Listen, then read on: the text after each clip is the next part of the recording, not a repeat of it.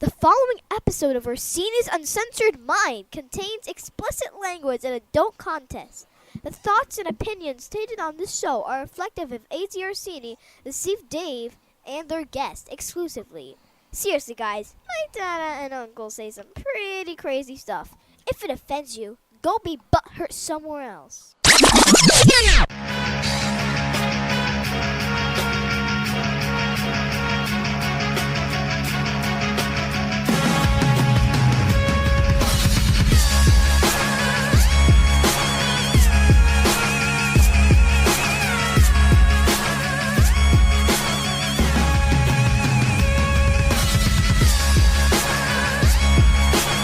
Welcome to Orsini's Uncensored Minds, and now your host, AJ Orsini with Dave.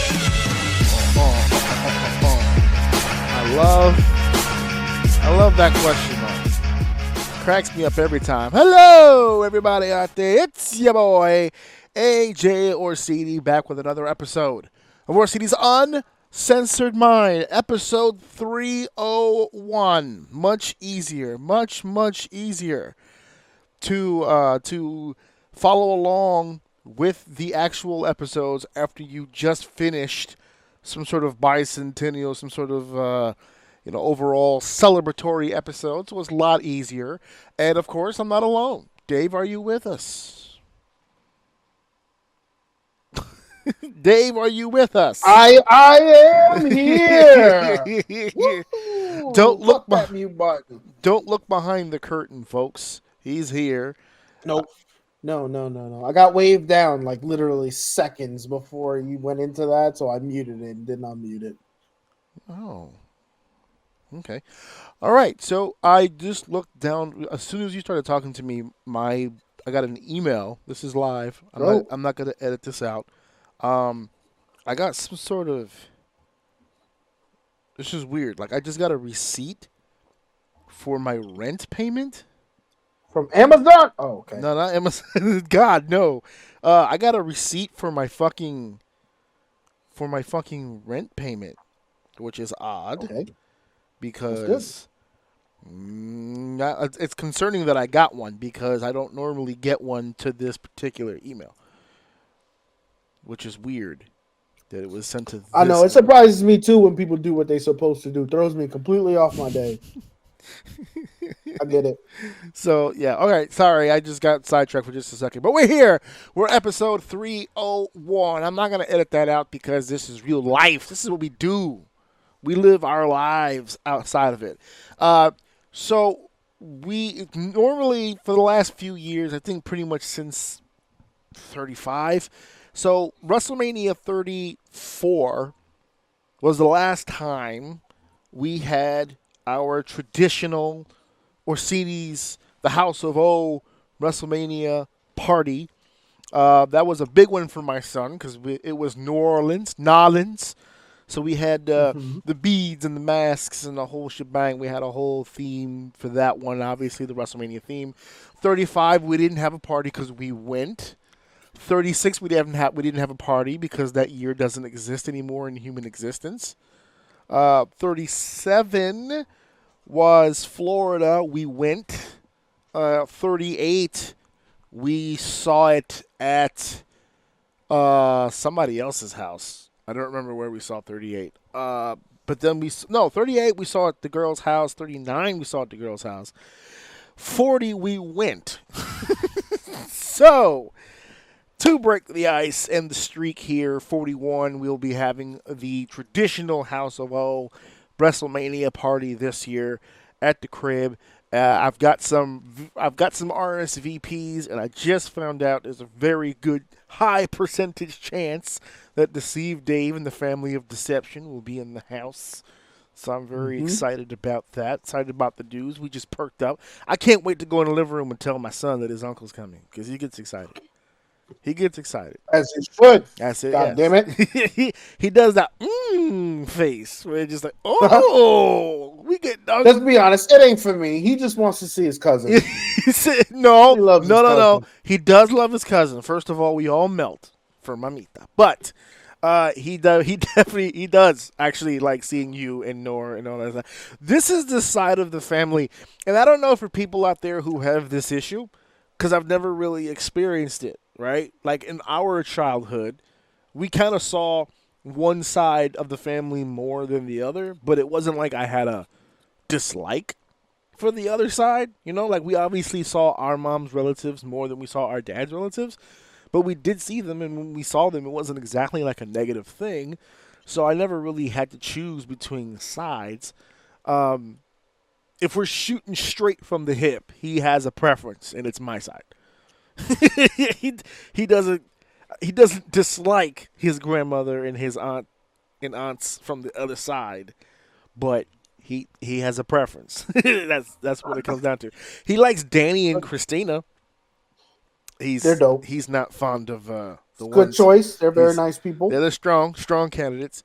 But and they gave me nephews. You gave me a niece. So just so we're clear, somebody had to step up and put the stem on the apple. And I'm glad Danny was able to be man enough to create more males for the family, more providers and protectors, you know what I'm saying, for the future. They created children that will continue to bear their last name True. as we progress through, or Sammy might be progressive. She might keep the name. I was surprised. Don't give up. I was surprised my Don't wife give up took on the me name. yet. Don't give up on me yet. I was surprised my wife took the name, to be honest with you. Because that was a conversation we never had. Yeah, that was a deal breaker for me. Was it really? That she had to take the name? We had that conversation. Oh, did you? Yep. Okay. I didn't know that. Oh, yeah. I told her. Well, she asked me. That's how and it not started. In a sense, and not in a sense of like her inquiring because it was something on the table. Yeah. She just randomly was like, do I have to take your last name? Like, is that something that's important to you? I said, yeah. She says, okay. And that was it. It was just something to keep in mind. Yeah. I was like, that's fucking stupid. We're not walking around with two separate last names. That's fucking dumb. You're not hyphenating your shit. And if we have children, you're not doing that to my kids. Okay. Sorry. That's how I view marriage. If you don't, you're, evolved and new and different. Call me old fashioned. No. And she agreed. So I got lucky because she could have told me to fuck off. Yeah, that would have been a moment where we butted heads because I'm not bending on that. And she gave me no resistance. She said, "Oh, that's interesting. I never really would have thought that." And I'm like, "Oh, I'm glad you asked." Yeah, I'm glad you inquired. And I just assume you were on the same page, so I'm glad you inquired. But she never really she was like, to be honest with you,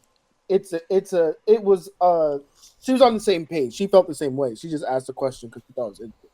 Okay. I'm not fucking. I have no kids out here with two different last names. Fucking stupid. Yeah, well, I mean, at least you guys had the conversation. We didn't even have the conversation. I didn't realize she was going to take the name until we were already in the courthouse filling out the paperwork. You just assumed she wasn't? I didn't assume either way. It never even dawned in my head. So it wasn't even a topic. No, it wasn't a thought. Like it didn't even occur to me that it was something that would happen. Like so we're in a weird situation right now. So let's go on a mini tangent. Is that a deal breaker for you? No, I don't give a shit. You would have been good with it? I'd have been fine. I don't give a fuck. I don't care. But I didn't realize until we were filling out the paperwork, and then she gets her paperwork. Like we were doing it in shifts because for some reason it was like a really tight. This is New York, right? So everything was in a tight space. So they gave me the sheet, and then I fill out the paper, and then it's her turn to fill out the sheet. So I scooch over, she fills out the sheet, and then she just looks over at me like she's filling out basic information. And then she looks at me and she goes, I think I'm gonna take your name. I'm gonna put your name down. That's literally how it happened. I was like, okay. Like I didn't give a fuck. And then she wrote it. It didn't dawn on me until literally when we left. We're on the bus heading back to the house, and I'm like, "Did you just sign to take my name?" And she was like, "Yeah." I was like, "Why?"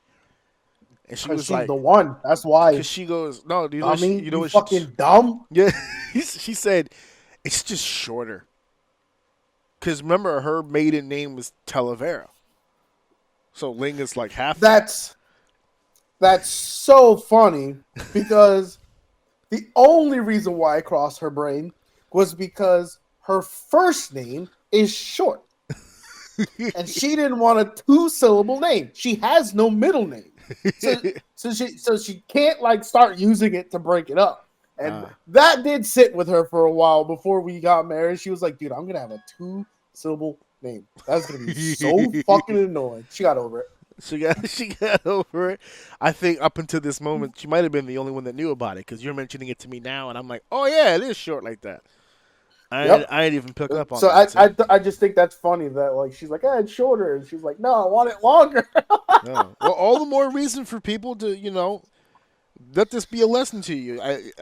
We have an example of I learn something sides. new every day about you, man. I swear to God, I would have never thought you would have been so lax, like completely like no brain thought on it at all. Not like, a thought. That blows my mind. But I digress. That's not a thought. And look at you, inclusive. And I don't know if it's inclusion or I just didn't give a fuck. I don't know. It didn't seem like a thing. True. I mean, that's fair. And then whatchamacallit? So when she took the name, I was like, why did you take the name? She goes, oh, it's just shorter. I was like, oh, okay.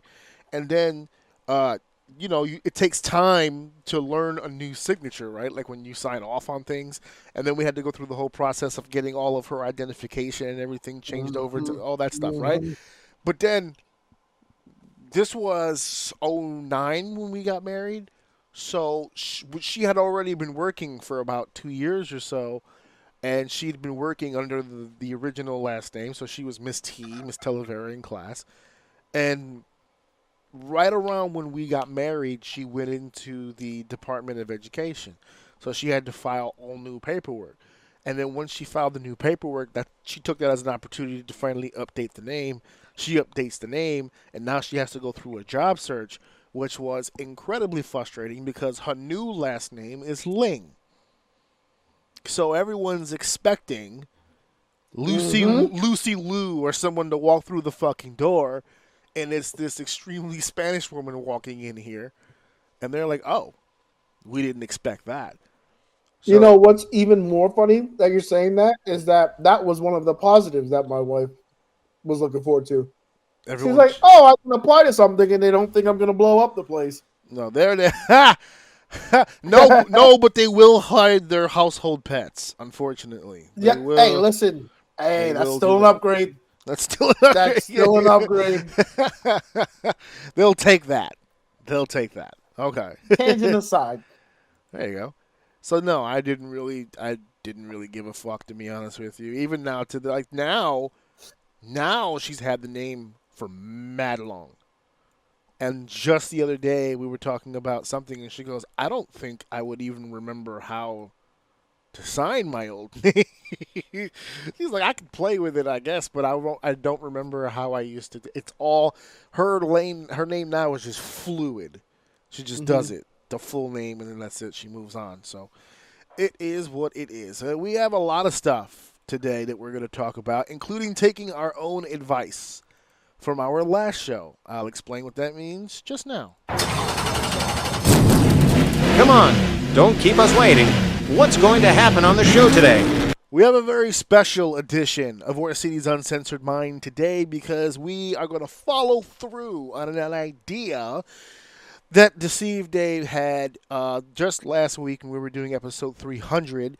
One of the topics that we had brought up when we were going over some of the old episodes, going through the old episodes really flooded back a lot of different memories of things that we had tried, things that we had did, things we really had fun with. And there was one thing that we only did once. And we had a lot of fun with it, and for whatever reason, we just never did it again. Not sure why, don't really care, because here we are with episode 301, and we're going to give it a try. So we've been doing some Hall of Fame talk recently. Triple H is going to be headlining this year's class, along with Lex Luger, Earthquake and Typhoon, the Natural Disasters, and Michelle McCool. I believe there's at least one or two more that will be announced. But this year's Hall of Fame decided to do something a little bit different than all of the other Hall of Fames. And this is the first year that they're going to be putting a match into the Hall of Fame. They're calling it a Hall of Fame moment. That's what they're going to be putting into the Hall of Fame. And this year's Hall of Fame will be inducting the matchup that changed the very course of WWE. Bret the Hitman Hart versus Stone Cold Steve Austin, WrestleMania 13, the submission match. The match that literally caused one of the most fluid and smooth double turns in wrestling history. I'll explain what that's like a little bit later. And we're going to be actually doing a watch-along. That's our main event of the evening. We're going to be doing a watch-along. Dave is going to be seeing this match. I would like to say he's seeing it for the first time because more than likely you remember jack shit of nothing when it comes to this match. But I have a feeling that I may have, at the very least, I have played this match in your vicinity. There's no way that you've never seen anything from this match ever. It's impossible. But I'm sure that you don't remember it, obviously, move for move, hold for hold, moment for moment. So we're going to watch that today. And as we watch, I would love to hear some of your feedback, but also, because of copyright, I can't play the audio from the match. So I'm going to give you guys a start point as to where I'm starting the video. That'll be your cue for the listener to cue it up on their laptop or their phone or however they're listening to us, and then you guys can watch along with us. That'll be our main event of the show. It's at the end of the show.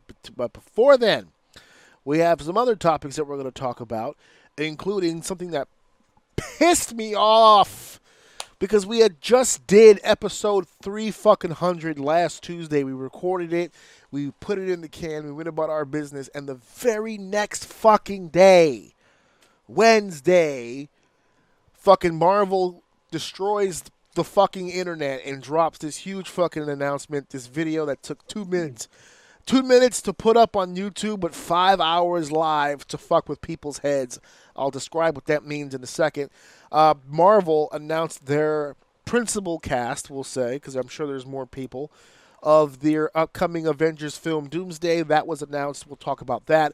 There was a brouhaha, a Donnybrook, a Katie bar the door down at my place of occupation today regarding the topic of fantasy sports, and I got so goddamn worked up that I was like, yes, I'm going to be talking about this on the show because it's got me pissed. It's got me fucking revved. And we're also going to be talking about some of the build towards the upcoming WrestleMania. I don't want to go full spoiler, and I don't want to go full analysis because I want to save that for the roundtable, but your boy has got some thoughts here. We're calling that segment Talkamania. That should give you an idea of exactly what kind of topics we're going to be talking about as far as the build towards WrestleMania. Been an awful lot of talking going into this WrestleMania. So that is our show for the day, and I'm really excited to really just get this thing off the ground and really start it. So let's go ahead and jump right into segment number 1.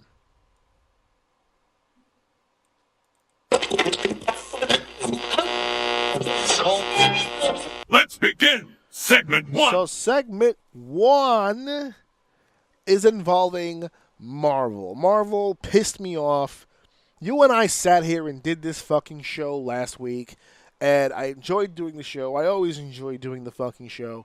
And the very next day, I go to work in the fucking morning, and I get a notification that for whatever reason, Marvel is live on YouTube. And I go to the page, and I go to the video, the stream, and it's just an actor's chair with the name Chris Hemsworth on it. So I was like, oh, okay, no doubt. And I read the bottom, and it says Avengers Doomsday and all this stuff. I said, oh, so Thor is going to be in the Avengers. Okay, that's pretty cool. That's awesome. So I'm watching the feed, and it's just showing the chair. There's no music. There's no audio. It's just a visual of a chair. And I was like, okay, all right. And it's just a chair. So I said, you know what? It's a live stream. They're probably going to show other chairs. So let me go do what I got to do, and I come back. I think I was gone 15, 20 minutes. I come back to my phone. It's a chair with the name Chris Hemsworth on it. And I said, I don't have time for this bullshit. I don't. So I fucking left. I didn't have it in me to sit there and deal with that. So I just went through with the rest of my fucking day. As I go through my day, I'm getting messages. I'm getting tagged and shit. It's, did you hear about this? Did you see this? I think several hours went by, and they just slowly, I mean at a snail's fucking pace, just cascading across the chairs and just showing names and names and names and names and names until it gets to the very end. And it showcases a little surprise at the end. Now, I didn't have it's a live stream, so I can't go back, I can't go forward. I don't know what I'm missing. So I figured, you know what, when the stream ends, it'll self-upload and then I can go back and I can watch. Sure enough, I was correct somewhat. Once it was done being live, the video did upload, but it uploaded in a 2-minute video of some guy just walking across really quickly and showing the fucking names. I was like, you couldn't do that several hours ago. Several hours ago. You gotta get the views, bro. Can't give it to you early. You gotta earn it with your eyes. With your eyes. For fuck's sake. I was like, oh God. All right. Fine. So, they showcased a shit ton of chairs with a shit ton of names and a very weird, but I have a gut feeling, a very specific order. So, before I read this, did you get a chance to see the video yourself? Hello. What? Say that again? Did you get a chance to see the video yourself? Did I see the video of the guy walking across the chairs of a bunch of actors I don't fucking know? Yeah, I saw it. Okay. All right. Cool. All right. So we're on. We're on the same page. Okay. So, yeah, you lost. I mean, I don't know where you're at with it, but let me just get my piece off real quick. I don't like Channing Tatum as Gambit. I'm done. That's it. He's my favorite fucking character, and you're giving me Channing Tatum. I'm good. So go ahead. Say your piece. See, but you didn't see him in the one movie he was in. You didn't see his performance.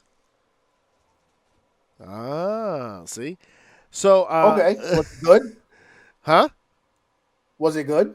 I believe so. Okay, fair enough. Whatever. I believe so. What?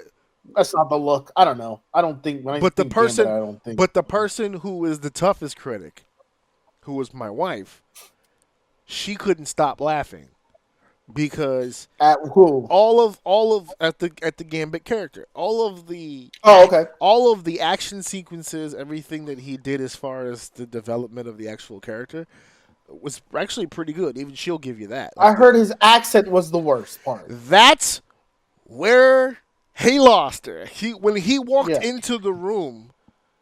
So just to give you a heads up, since you didn't see Deadpool, this was the one character where they went completely comic accurate.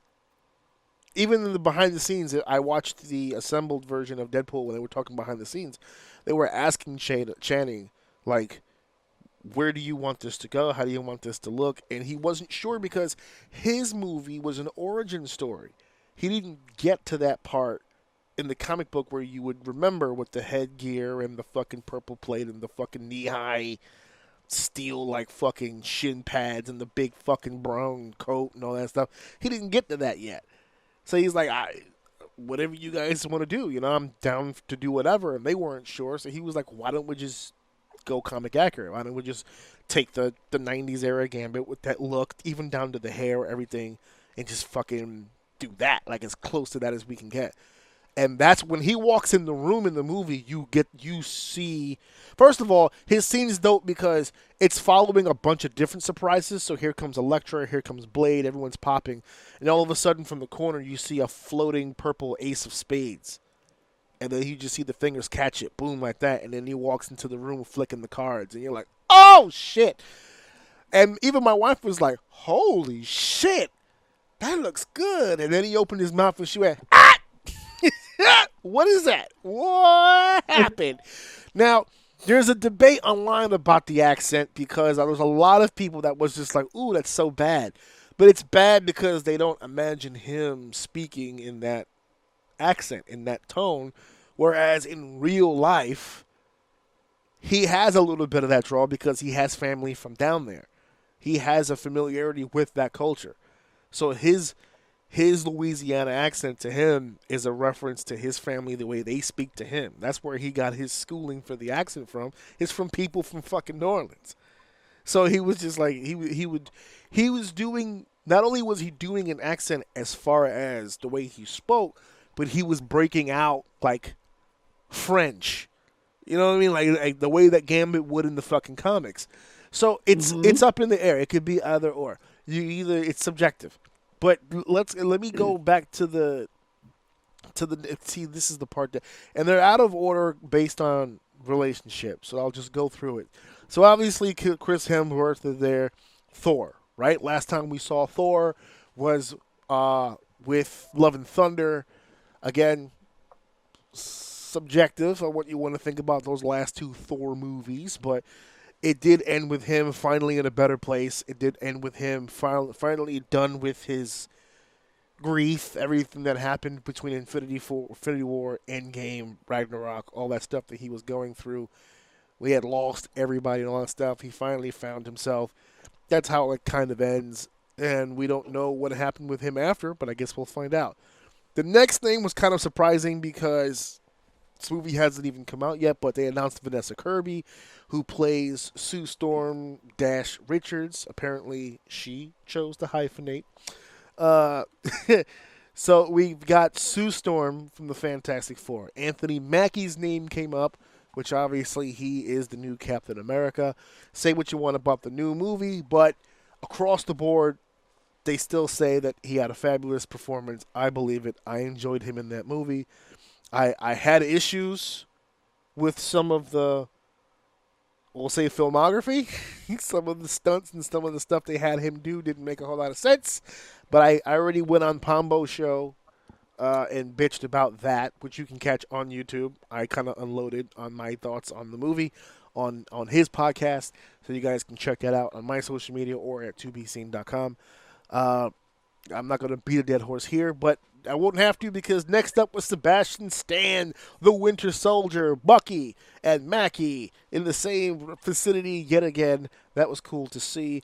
Although once I saw Sebastian Stan, I got kind of curious because we have seen the beginnings of a new life for Bucky and Cap. He is a candidate for congressman. We now know in the Thunderbolts he will have won his seat. He is an actual congressman and a politician in the Thunderbolts. So it'll be curious to see what his role is in the Avenger film. We have Letitia Wright, who has resumed the Black Panther mantle. Now, that is not to mean that she will be actually Black Panther in this film, or that maybe she starts off in this film as Black Panther, but we already have had it spoiled that they have recasted Black Panther. By at least Secret Wars, we'll have a different Black Panther, so we'll see how that story plays itself out in Doomsday. Paul Rudd narrowly escapes the criticisms of Quantumania and is back in an Avenger film. I don't know if we call him an original. I don't think he's an original member, but he was definitely in that first phase, so that counts for something. Wyatt Russell, who plays U.S. agent not just in Falcon and the Winter Soldier, but in the upcoming Thunderbolts film. He is going to be in there. I can't say this guy's name. It's Neymar. Let's see, Tanoch Hirata Mieja Medejo Maricon, whatever his name is. He's a great actor. He's a great actor and a great Neymar, and he'll be in this film. And I'm sure he'll be up to shenanigans, because anybody who's familiar with Neymar, the character, he is neither babyface nor heel. He's a human being, as John Cena would say. He goes where the wind goes. Plus, it'll be curious to see if he tries to bang Sue Storm. Let's see if he can bag that one. Iban Moss Bacharach is back as Thing from the Fantastic Four. Simu Liu, Shang-Chi, officially on the Avengers cast and on the Avengers team. We'll see where he winds up if he still has possessions of the 10 rings. We have not seen Shang-Chi in quite a while. He has been on the back burner for several years. So we'll see what he's been up to. Florence Pugh is back as the Black Widow. Kelsey Grammer as Beast is hilarious because in the original Fox run, they really did have his ass in makeup, which is hilarious to think about. He made his debut in the MCU at the end of the Marvels film, but he was completely CGI, which means Kelsey Grammer will more than likely be brought in to be a voice actor as opposed to literally being smothered in blue paint. Yay for him. Louis Pullum, who has not debuted in the MCU officially just yet. He makes his debut in the Thunderbolts film. He will be portraying the character of Bob/Sentry. Sentry being in the Avengers film for Doomsday is odd, but also very exciting. For those of you fans out there who have not heard of this character before, because of course he hasn't debuted in the MCU yet, he is Marvel's Superman. He has Superman's powers to the T. He does everything Superman does. The problem with Sentry is that he's not always the good guy. Sometimes he's got to do what a god has to do. You know what I'm saying? So he's gonna be a wild card. We will learn more next month during Thunderbolts. We have Danny Ramirez returning as the Falcon, Joseph Quinn, who is going to be the Human Torch, David Harbour as the Red Guardian, Winston Duke as M'Baku. I just want to see M'Baku smash this shit. How is M'Baku the most powerful regular-ass human ever in the MCU? That motherfucker is the man. Hannah John Kamen as the Ghost. Tom Hiddleston returns as Loki, which is going to be interesting because the God of Stories is where we left off with Loki. So how will he tie into the multiverse saga coming to an end here at Doomsday? He had found his purpose. Will he be relieved of his duties in some way to join the fray, to join the fight? We'll see how that goes. This is where it gets crazy. Patrick Stewart returning to the MCU as Professor Xavier. Ian McKellen coming in as Magneto is fucking mind-boggling. That we're gonna have fucking Magneto in this fucking movie, and not just any Magneto, but the Magneto who was old in the 90s when we first started doing this. When I saw that one, I was like, "Oh, okay, that's pretty dope." He was old 30 years ago, and now forget it. He's fucking ambulatory. But Alan Cumming coming back as the Nightcrawler should be interesting. Rebecca Romaine returning as Mystique. No Jennifer Lawrence. By the way, that whole team not here. We'll get to that in a second. James Marsden, Cyclops, who was just on the red carpet the other day, but not too long ago with Sonic 3 and was bombarded because the rumors have been out there. He was bombarded with X-Men talk, and he's been blowing people off for weeks. Well, the cat's out of the bag. James Marsden is in this. Cyclops is back, and he's in there. You mentioned Channing Tatum as Gambit, Pedro Pascal returning as Reed Richards, and, of course, Robert Downey Jr. moving forward with his version of Doctor Doom. Now, there are many versions of Doom, all of which badass. But there are many versions of Doom, and we can break all that down, but we'd be here for a fucking minute. But the ending of that video has Robert in the actual chair and in the fucking shot, and he looks down the chairs, and he's just like, oof, Jesus Christ, it's a lot of people. It makes that face, and they give you the now in production, which is true. The cast that we just mentioned are all on set now as we speak, putting together what I can only assume will be a masterclass in fuckery, because they have got a lot of fucking people that they have to give some. 80% of these people are going to get paid a shit ton of money to do very fucking little, because it's going to be all about the fucking storytelling with these guys, and it's just I don't know how it's going to go. So, long list of people, dope addition to what is going to be an amazing series of events. But as per the usual, a lot of conversation about the names that we did not see. No Hulks, whether it be Hulk or She-Hulk. No Hawkeyes, whether it be Lady Hawkeye or a male Hawkeye. No Spider-Man in this one. None of the Marvels are in this one. We have a few. Even if you went the other way with the X-Men, no Halle Berry. So no, not her version of Storm. There's a number of X-Men that were a part of those Fox series that did not make it to the video here. A lot of noticeable, none of the Guardians, which we have Guardians. And we've been told that Star-Lord will appear again. But none of those names involved in the process here for this particular movie. So I know that recently we had the conversation where you said you haven't really watched a bunch of them recently. Does this spark anything in you to go see Doomsday when it comes out? This casting.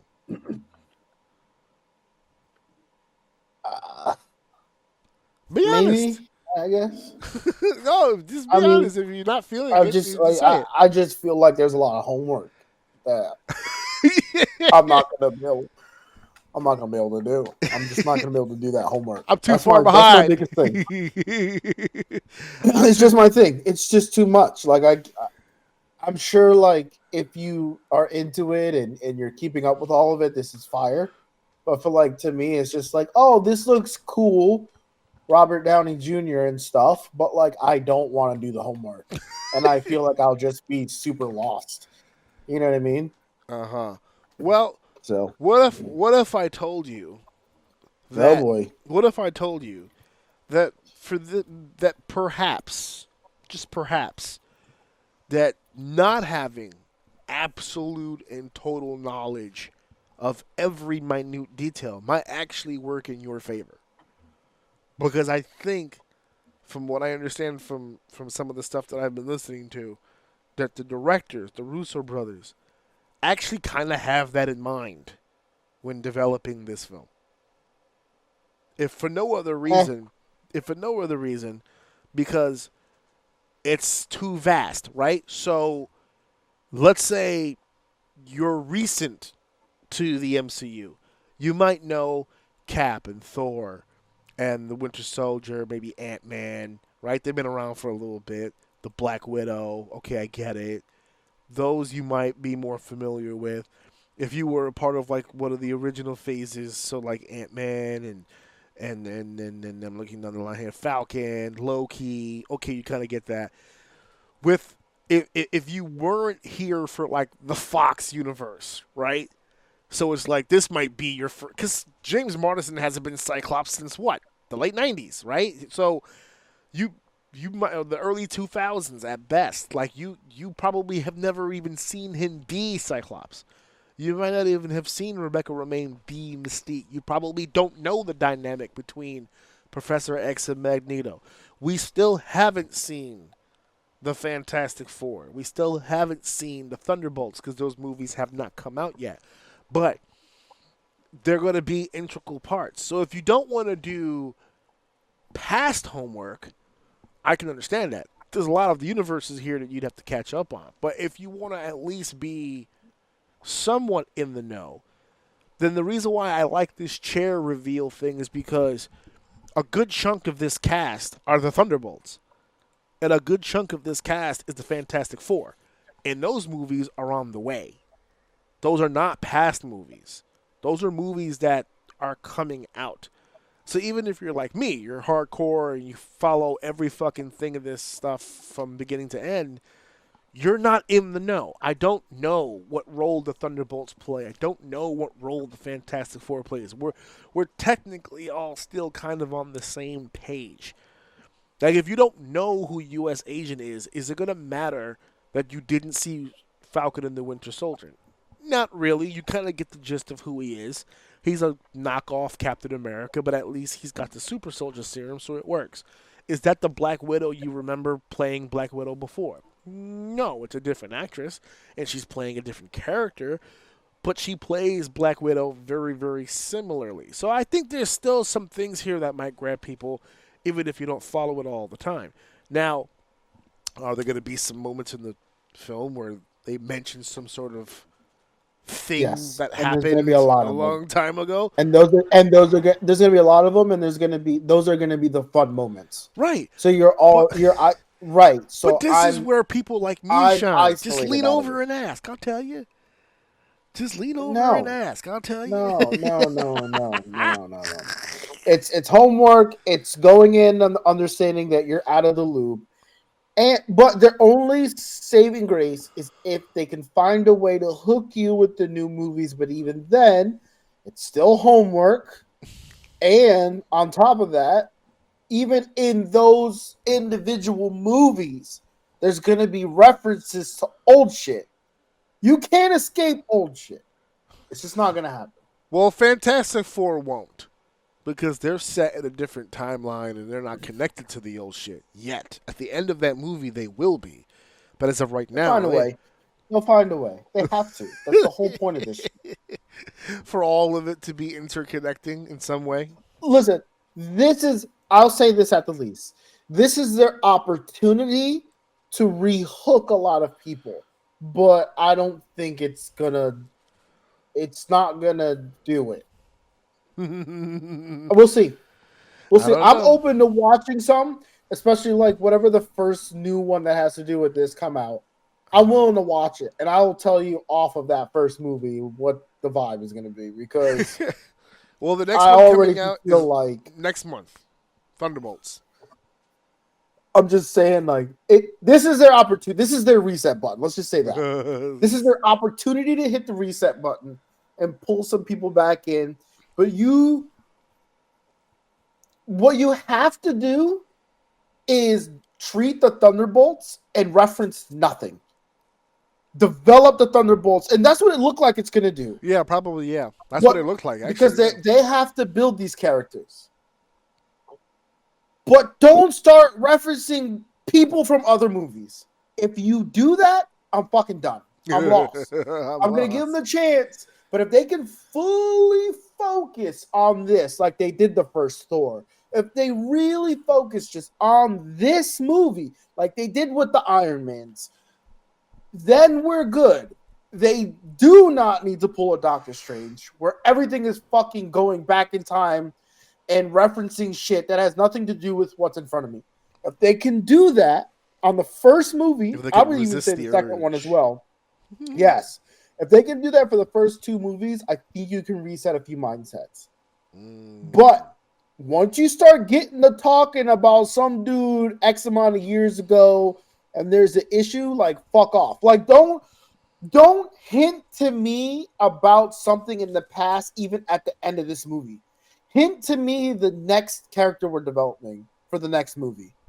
That's fine. But don't reference a link to the overall story from these guys at the end of this movie, because I think that's gonna hurt it. Don't reference anything. One reference that I think is going to be unavoidable because I think it helps with the story for Thunderbolts.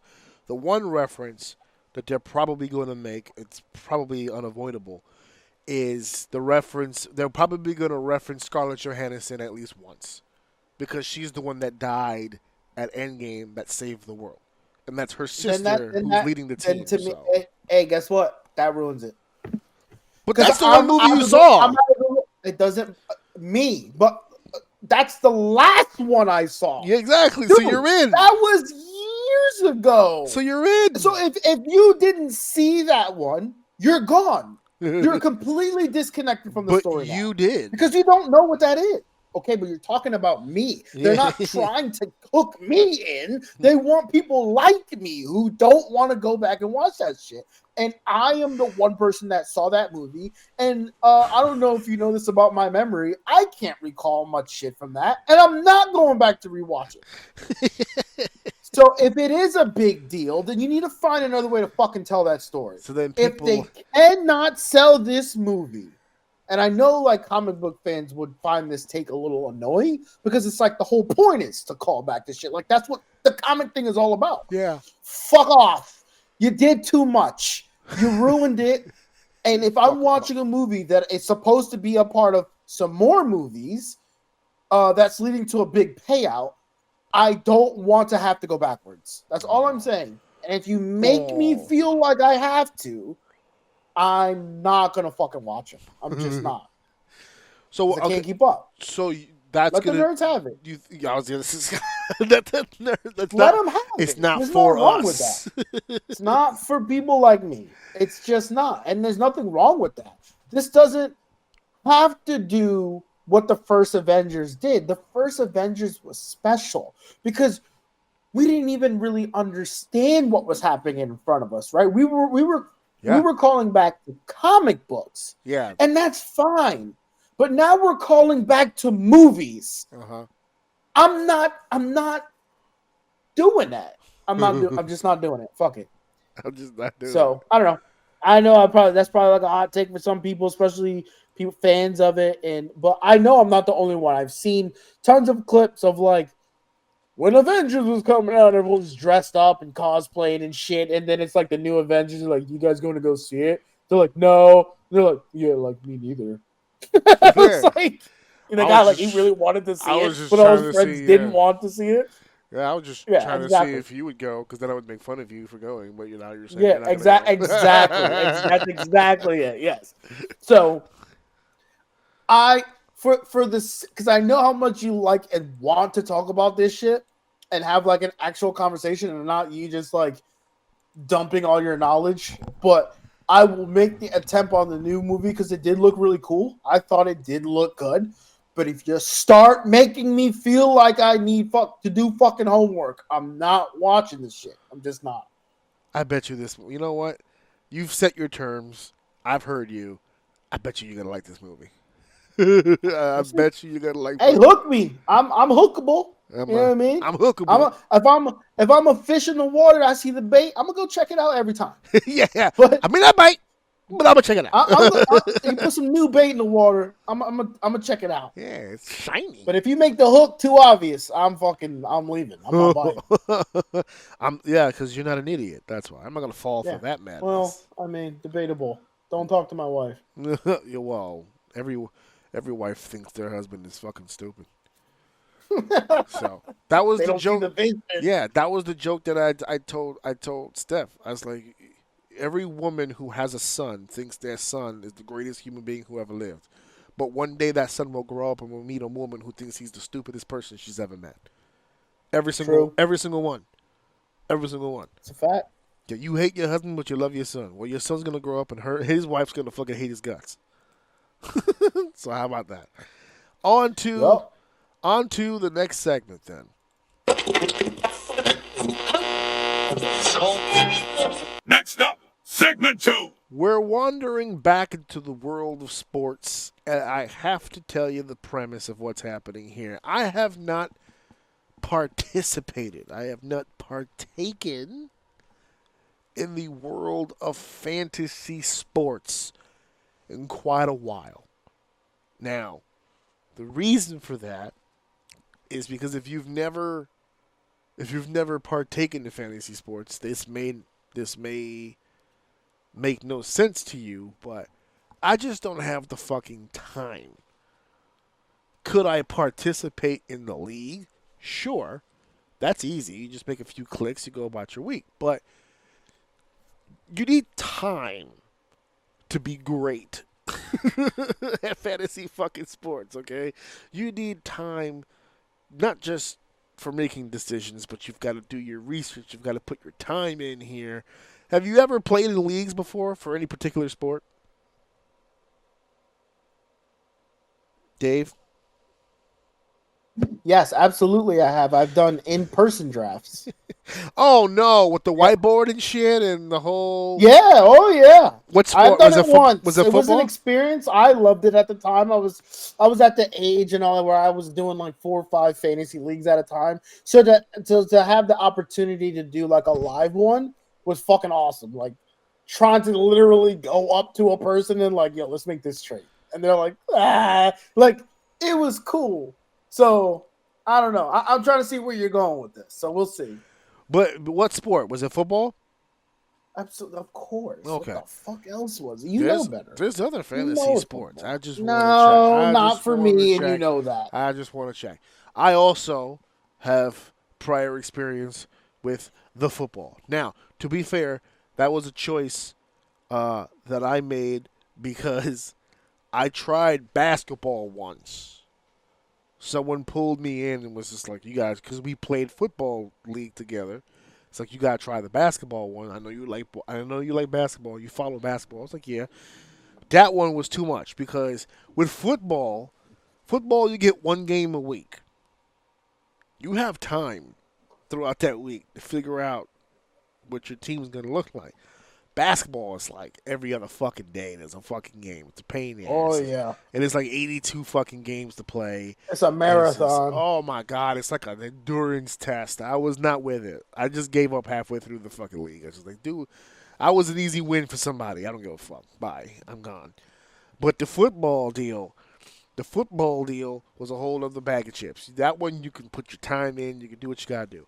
So the debate that was had at the place of occupation, right? One individual said that fantasy sports, and we kept it to football since that was the one that all of us can agree we have experience in. They've played, the two individuals who were having the debate have played other sports, but football by far caused the most discussion, right? For the same reason I just said. It's like one game a week. This is really where you have to really get your shit together and try to win. So one gentleman had stated that fantasy football is a wonderful way to get people in general, male, but mostly female, individuals who don't really get into the sport to use this as a game and as a method for them to keep up on the sport and to give them a vested interest in the games. And I think that's bullshit. and it gets them more involved into the sport. Whereas the other gentleman had stated that if you don't know much about the sport to begin with, Yeah, you should probably stay way the fuck away from the football because the people who play the fantasy football really know their fucking football. And they take it very seriously, and that's a turnoff. Because for the person who doesn't really know sports, if they get involved, they either got lucky because they don't know who they're picking and they don't know what they're doing, which is frustrating, or it's the other way where they just learned the sport and all of a sudden now they think they know everything there is to know about the fucking sport. And it just becomes a hassle. So, like, one guy is saying, well, you should invite more non-football fans to come in just so they can learn the game. And the other guy says, keep those fuckers out of here because we need real football people in here so the game can be played properly. Where do we land? It sounds like you land on column B here.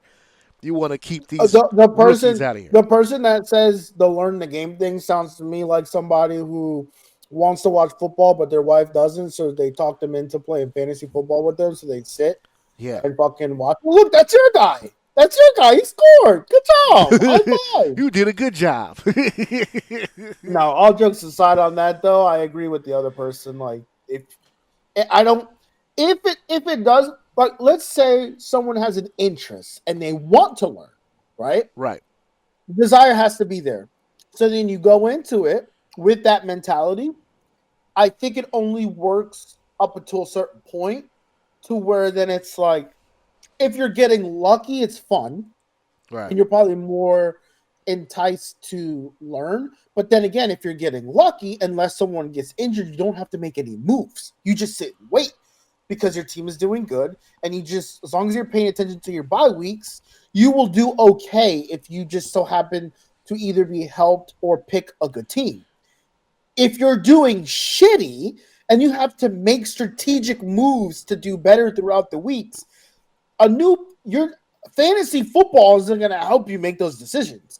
You're still relying on either people in the league or someone outside of the league helping you make fucking decisions, which isn't necessarily I wouldn't say not fair because it doesn't matter, but like realistically, like you want to keep the league, people in the league within the league. You don't want one guy who doesn't know anything about the league talking to someone outside of the league who knows about the league and giving them pointers. Next thing you know, after week 1, something happens and then they get a tip from someone outside of the league.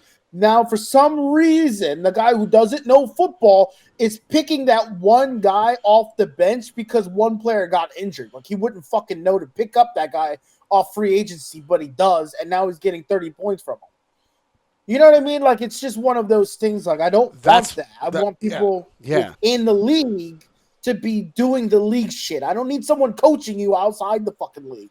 Now, you can do that. It's not anything bad, especially if you don't know anything. You probably should. But you're talking ethics. You're talking morality. Integrity. But me who's like trying to be competitive. Yeah, I don't want that. I'm tight. You would rather just have the guy who's doing the coaching be in the league. Like, right, I don't need you to be his avatar. Let him come in. Because this has happened to me before. I saw something and I'm like, ooh. I feel good about this random person, and I go to fucking pick him up, and he's gone. There's no way. And then the person who picked it up couldn't have fucking possibly known it, right? So it's just like there's no way. There's no way. And then they were like winning games off of that pick. So I'm like, dude, this is fucking stupid. Like, that shit's so annoying. So either someone in the league helped them, which is dumb, or someone outside helped them, which is also dumb. So, I don't know. I don't think you really learn much unless you kind of like... I feel like it's a very grindy, grueling way to learn football. Like, if that's his angle, to learn football or learn about players and shit, doing it through fantasy football. Yeah, that was my wife's story. So, I played in a league several years back. And my wife, I would constantly, like, during the game, like, refresh, and I'm going through the rosters and all that stuff. And my wife is, she's nosy, so she's looking around, what are you doing over here? So I was like, I was explaining what I was doing. And as the weeks progressed, she started taking more of an interest in the games because of what I was doing, as far as being in the league, right? So, like, one of her favorite fantasy players of all time, I don't know if you remember him, but an old Pittsburgh Steeler wide receiver, Hines Ward, right? Oh, God. Utility guy, right? He's a post-up guy. This guy's going to get his 10 catches, 80 yards a game. Easy, right? So, sometimes he'd have a blowout game. You got Plaxico on the outside running up the field. That whole shebang. You got Big Ben holding the rock. Oh, my God. You're talking about fucking football, dude. Got the bus in the backfield, right? Don't even get me started on that defense. Yeah, exactly, right? Yeah, we didn't even get to the defense. Yeah, got the bus in the backfield. We got Big Ben behind center, Plaxico running well down the field, Hines Ward cutting down the middle. I mean, it was a timely affair, right? This is NFL. This is pigskin. This is football. My testicles just dropped and my testosterone just went up 10%. Just mentioning the bus. I'll die on this hill. Ben Roethlisberger is still by far one of my favorite quarterbacks. Oh, absolutely. And you were I think he may be my number one quarterback of all time. And you liked Jerome Bettis as well in the backfield. Oh yeah, of course. Yeah, the bus. You gotta ride the bus. Mm-hmm. So I'm playing my game. And she started getting invested in what I was doing to the point like where if we were at a bar or something, she's on my phone checking up for me. She's just like, bro, you're up 10 points right now, but he still has his defense to play. Fuck. You know what I'm saying? So it's like, oh, God damn it. So, like, she started getting into it. So the next year, she was like, I want to play.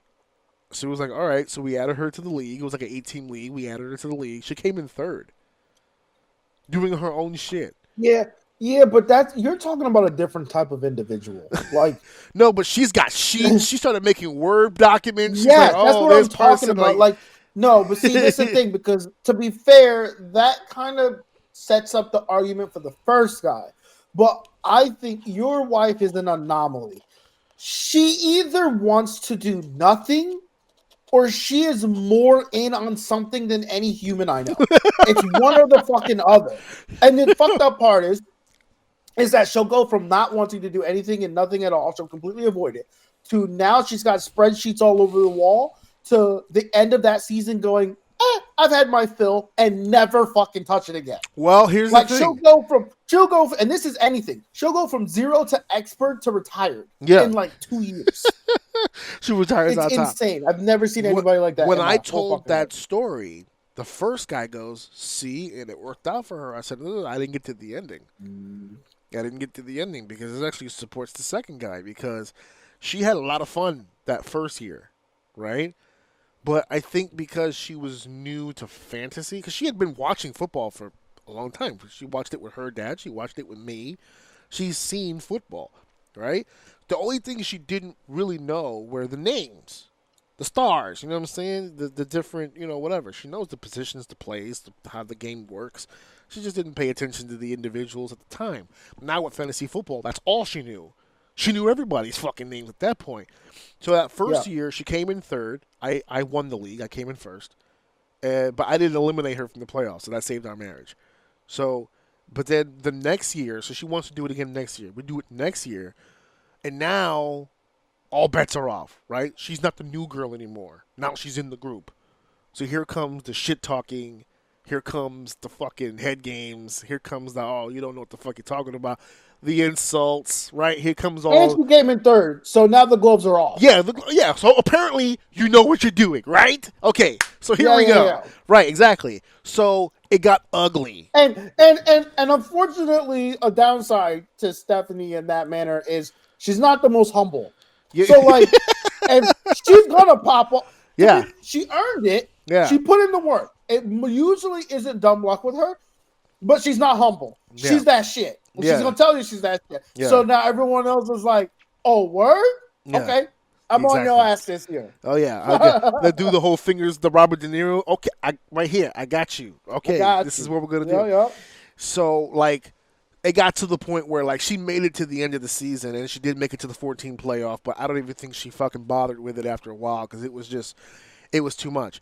I played like another 2 seasons after that, and even for me, I was just like, all right, I got shit to do. But for that brief, like 5, almost 6-year period, like we were cooking, and it was a lot of fun. But that's when I was like, nah, side with second guy, because I'm just like, yeah, it could be a bit much. If you're in that room, bro, like, you gotta have thick skin, and you gotta know your shit.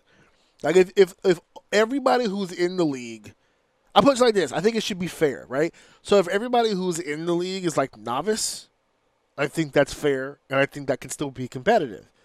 If you have like a whole room of experts, I think that's fair, and that can be competitive. I think if you have a mixture of novice and experts, you have a problem. Because there's a lot of goofy shit that's going to happen now. It's going to be a lot of fucking trades that shouldn't be made. It's like, here, let me give you this third string running back for Tom Brady. Oh, okay, cool. And they just like, what the fuck are you doing, son? What is this? Veto. I'm not allowing this. Where is the commissioner? Veto the trade. This is bullshit. So, like, you run into situations like that. So that's why I was like, we had this, like this debate took almost all day to have. Like, we work in different places, so we had to have it intermittently throughout the day. But it was a constant conversation. I was like, it's a good one to have because my wife falls on both sides. And like me, like when I first started doing the fantasy, I don't think I was really all that good. I got used to how it's played. And I was just like, oh, and just like that was like a technique that you mentioned earlier, very nonchalantly. But if you know fantasy sports, you know this. Everybody always goes for the stars, and everyone always obviously goes for the starters. Those are the people who are going to provide you with your success. However, the skill in fantasy football is locating where your weak points are, because is this guy going to last the season? And if not, who has his backup? Right? So you have to gauge those things. Like the year that broke everybody's heart. The year that Tom Brady got injured like week 1 or week 2 or some shit, and he was out for the season, and everybody's fucking board was busted. Yeah, I'm pretty sure that was my last fantasy football season. Yeah, you know what year I'm talking about. Everybody had Brady fucking I finally got the combo. I got Brady and Gronk, and he went out. Oh, my God. Yeah, I remember that. Yeah. I remember getting so much fucking flack from people because no matter what, every fucking year I drafted Eli Manning every year. And they're like, what is wrong with you? Why do you keep... I'm like, but he's dope. That's how it was with Adam Vinatieri. I picked homie at like round 6 once. Like I've gotten like 30 some plus points from Adam Vinatieri. Well, you know it's funny though. Pat McAfee, right? I know we joking about him now. He was a boss in fucking fantasy football. Fucking Vinatieri was the man. They had a Vinatieri was. yeah. There was. Oh no! I'm sorry, I said the wrong name. Janikowski from the Raiders. Oh yeah. What's his first name? Yes. What's his first name? I don't. Oh, no, I don't remember. Vinatieri was the other big one. But Vinatieri was the Patriots one. Yeah. Janikowski was the one. The Patriots, and he was money too. I would literally skip him and get Janikowski because he was always my go-to. 15 points from him guaranteed. Sebastian Janikowski. Sebastian Janikowski. Yup, that was my kicker of choice. I think there was only 1 year that I did fantasy football that I did not have him on my team. Yeah, and I've won games off of him. Yeah, he was the one who, because remember, if you used, every website was different, but I think Yahoo gave you additional points per 10 yards, like the distance of the kick. And this guy was hitting 63-yard field goals. So it's like he was a fucking mercenary. Looking him up brought up another name. I'm looking at it now. David Akers was another one dope from back in the day. I think he was an Eagle, if I'm not mistaken. There was a lot of fucking guys back in the day. I wouldn't know who to fucking pick now. I would have no clue. Yeah, you'd have your usuals, I guess. Like you can go after Mahomes or something like that. But I'd need to look. If I had Kelsey on my team and he dropped the fucking goose egger like he did in the Super Bowl, I'd fucking throw my phone out of a window. Like, some of these dudes now, it's feast or famine, bro. Like, they'll give you a great game and then fucking goose egg it up the next fucking game. I'm like, what the fuck? Mm-hmm. That's insane. But, yeah. So, keep your eyes out there if you ever get into it. At the end of all this, if you're asking me, hey, would you recommend people playing fantasy football? I would just end this conversation by saying, how much do you love the sport? It depends on who you're playing with. That would be my advice. I said it earlier. Like it's got to be even. Yeah, if you're playing with a real group of friends that you are friends with, you're not the wife of someone who knows of the guys and now are playing with them, don't do that.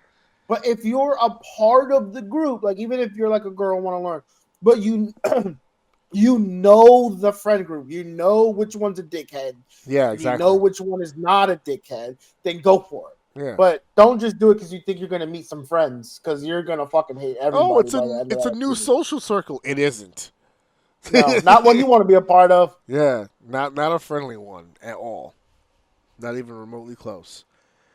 It's a different world, baby. You gotta have the skin for it, man. You can't just roll up to somebody's fantasy football league and just decide you want to. Can I play? No.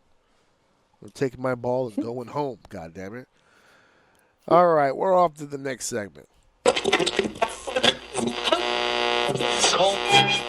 It's time for segment 3.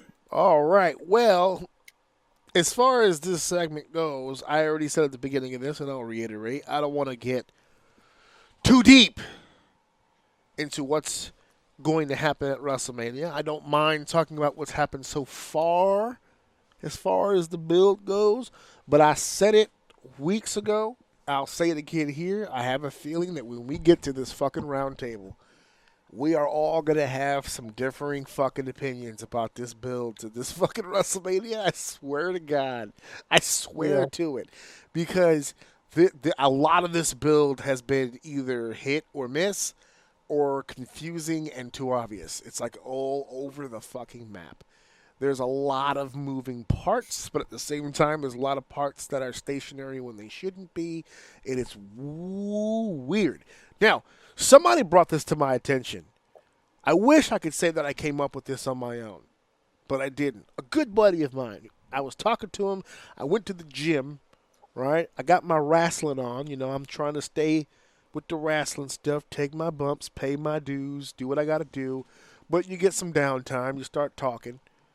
And I met a guy. I'd never met him before. This is the first time training with him.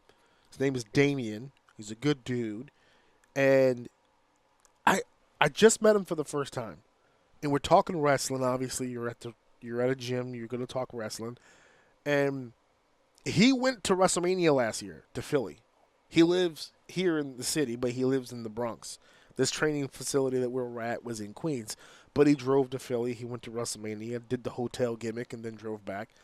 But he went to both nights of 40 last year. He went to night 1 and he went to night 2. And he was just saying, like, how for some reason to him, and I think we kind of agreed with it too at the time, that like that build to 40 felt magical. Like there was something awesome about that fucking build to WrestleMania, and then the way that WrestleMania executed, the way that, especially that last match where it was like 10 minutes of just ridiculous awesomeness at the end of that match, where it's like, here comes Jimmy, but then he's interrupted by Jay, and then here comes Solo, but he's interrupted by Cena, and then here comes Rock, but he's cut off by The Undertaker, and then here comes Roman, but here comes Shield Rollins, and then Roman takes his eye off the ball. It was just all magically done. The shit ton of payouts. Yeah, just with paid great build-ups. Fade everything off. And we were talking about that, and he told me, he goes, you know what it felt like? Avengers Endgame. It was it was a build up with a big crescendo, a beautiful moment, story fulfilled, and then it was over. And he goes, and the reason why I feel like that's Endgame is because this WrestleMania feels like Phase 4. It's okay, that story is over. Let us rebuild. Let us tell some other stories and hopefully begin the path towards another big payout. So he was describing this WrestleMania to him, in his opinion. He goes, this is almost like a burner mania, where this is like, we did so good last year with the established talent that maybe this year we could just throw out some of the more underutilized stars and see where we wind up with that. You had me into that last point, and now I completely disagree. Okay, well, what's the disagreement on that? So I agree with everything with the Avengers stuff and all that, 100%. Right. I disagree with the throwaway. Okay. And my reason here is I don't think they're throwing anything away. They still have their big stars. If anything, they've developed people to be in a position that they weren't in a year ago. I think the problem is that they caught lightning in a bottle. And the problem with performing after lightning in a bottle, you just have an empty bottle. Right. You're still trying to catch it. Like we've even mentioned that it feels like they're trying to grab it again. Like you can just see the attempt to it, but that happened organically. That was not supposed to happen. It happened, and not only did it happen, but it has progressed throughout this whole year, where I'm surprised that Cody held on to the belt as long as he did. Right. But to that point, I don't say any of this is bad. If I were to take 40 out of the picture, right, and play this run where 40 was, this is good. Like, this is really good. This is some of the best product that they've had. But when you're doing that after what happened, it feels like it's hard to live up to that expectation. Yeah. So, I agree with the Avenger 1,000%. I disagree with throwaway. If anything, I think Hunter has gone the other direction and has done a good job at not trying to dwell on keep like, you do something cool. You make a joke in the room and you keep kind of hinting at that joke. Like, I remember that joke I did that the whole room laughed. You know what I mean? Like, he wasn't doing that. It happened. We all nutted simultaneously. Yes. And then, like, it moved on to the next. It really did feel like it moved to the next season. And now we're here. And this season is good. But damn, last season was fucking great. So I think we're kind of having that, like, recoil. But I will say within that, they are not phoning it in. I think they're delivering a great product. It's just Avengers. Like, yeah. It's just fuck whatever this Doomsday is, bro. I'll never get that Avengers feeling again. It'll never happen. It's never coming back. So one of the more controversial matches leading up to WrestleMania happens to be the triple threat match between Seth Rollins, CM Punk, and Roman Reigns. At first, the controversy was just the match, period. The fact that it even exists has had. I didn't want a 3-way. Yeah. But now that we know that it will be the main event of night one, that has turned up the heat a little bit on the controversy of this match. Now, you just said that you didn't want a 3-way. What was the singles match that you wanted? There was a plethora of things we could have gotten. I will say, I want Punk to have the main event. So if this is how I have to get it, and it's if this is how I have to get it, then that's perfectly fine. I'm okay with that. I am turning. It's just something about. I don't know if this is going to be a constant reoccurrence, and maybe this is something about this Seth that I didn't know about before. But man, Road to WrestleMania, Seth Rollins is fucking peak, dude. He's just at his best when he's on the road to WrestleMania. I don't know if it's just his persona or whatever it is, but when it comes to like this type of shit, like what'd you call it, talkamania? Yeah. If you put the right people around him, and I hate to say that because I feel like it takes away from what I feel like his art is. He knows how to perform with himself, and then if the people around him react, it's even better. Right. And I feel like Punk and Roman obviously are those two people that do it. But I love that all three of them in the ring right there, where it was like everyone was having their own moment at the same fucking time, and they were also all telling each other "fuck you" at the same time. Like, they were all telling pretty much each other like, "Fuck all you," like, "I don't like you guys." Punk's having a sincere, huge fucking moment in the ring. Seth gets up, was like, "Fuck you, you don't deserve it." And of course, OTC's over just laughing. This is comical to him. Like, you're all fucking idiots. Like, it just meshed so good. And to see Seth just like being in the right position, screaming. It delayed a little bit when he threw the chair. I wish they kind of reacted a little bit because it did look a little weird when Punk didn't respond right away. But it's the chemistry they're building on, whatever. But it's just so good to see Seth in like this time of year because he's been fucking delivering. In my opinion, he's been delivering the past fucking 2 years that I've been watching. And so now I'm bought into it. Like, I'm ready for it now. Punk gets his main event. Seth is doing Seth's shit. And we get Roman again at Mania. So my wife sometimes realizes when we're in a car for a long period of time, I tend to get quiet. And she knows that wrestling is a trigger. Once she starts talking wrestling to me, I get going, right? So she had a genuine question. She saw the segment that I sent you, the one they just did with the contract signing, and she's looking at me and she goes, "I don't get it. I don't get how these three are together." And I said, "You know what's funny? You're not the only person who's a little off about what's happening here with the 3-way." And I said, "But here's the beauty of it."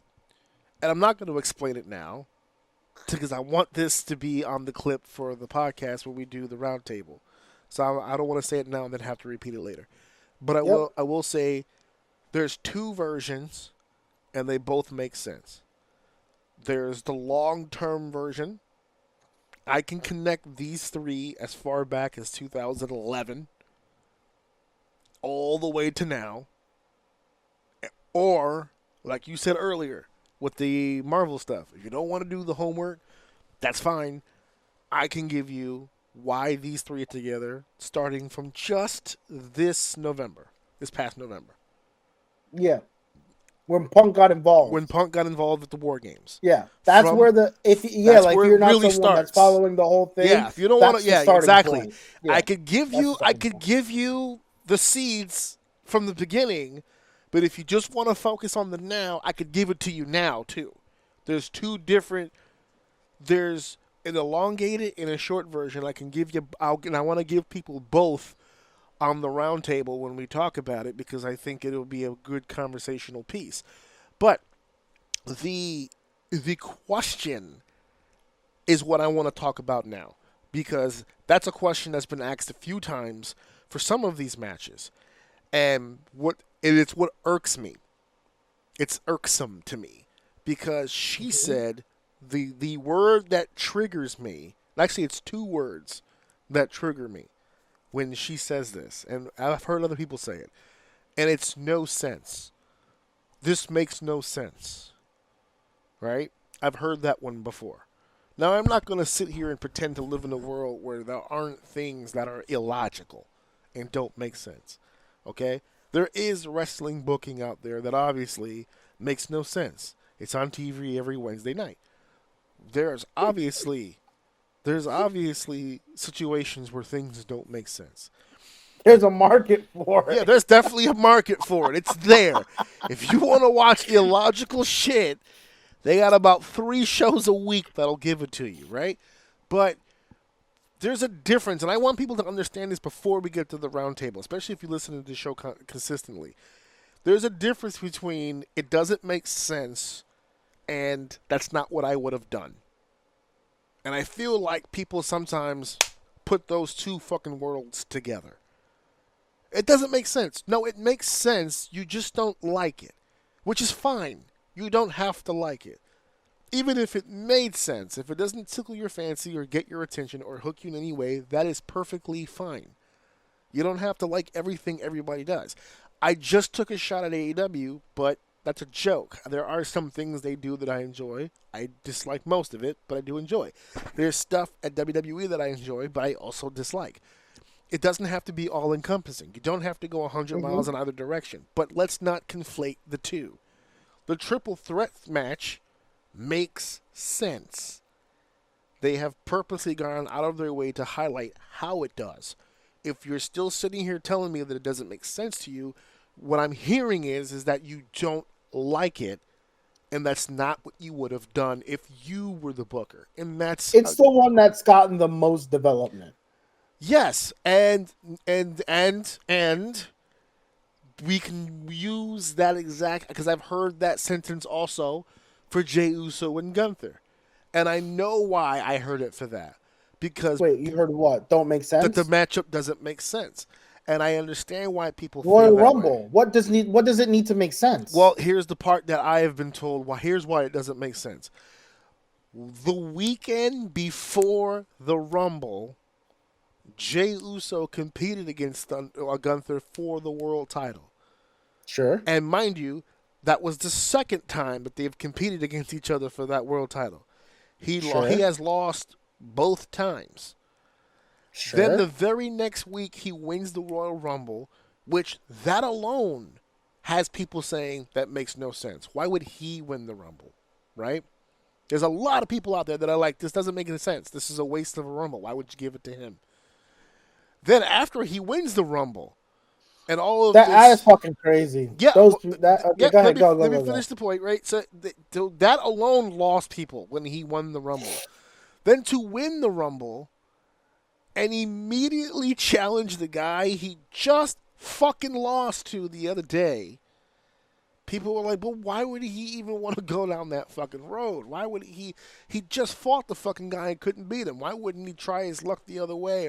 Or why wouldn't he do this? Or why wouldn't he do that? And then eventually, whatever reason they come up with, all stems back to the fact that he won the Rumble, which to them doesn't make sense in the fucking first place. He's not good in the ring. He doesn't know what he's doing. He's just a catchphrase. He's overrated. This is the stuff that's being told. This was the most over guy in the fucking century, over the last century, like a week or so before the Rumble. He wins the Rumble, and instantly, it's the negativity all around. Now, I'm glad it's a minority. It's a vocal minority, but I'm glad it's a small group. But I think both things exist at the same time. I just think two groups of people are loud and quiet at opposite times, if that makes sense. Like, those people still existed when 70,000 people are all waving their arms at the same time in one building. But when it's like they don't need to post when he wins the Rumble. I mean, I'm sure they did, but the entertaining shit is to call him trash. So that's what's bubbling to the surface. But I think both groups of people exist. I don't think the number shifted. I don't think there were Jey Uso fans who, that when he won the Rumble, said, "Oh, this doesn't make sense." You know, do you understand what I'm saying? Like, Yeah. they both existed at the same time. It's just one's being a little bit more vocal. So when I sit here and go, I don't fucking understand it, to me, my brain rationalizes that they just don't like Jey Uso. And listen, you're talking to a former Usos hater. You know, Yes. like, I can't fucking stand the guys. But to tell me that he can't wrestle a match, my biggest critique for the Usos is that all they did was super kicks. Yes. I fucking hated them because all they had hundreds of super kicks. That's all they did. They throw you off the rope, they super kick. You push them down, they get up, they super kick. That's all they did. Jey Uso can wrestle his fucking ass off now. Now he does do super kicks still, Right. but way less than before. And he's actually telling stories and shit in his match. He has gone through training with Roman and has come out the other end soon to be champion. Mm-hmm. To me, I don't think there's anybody else in the fucking back right now that deserves, for however long it is, even if he does eventually drop it back to Gunther, I don't even fucking care. This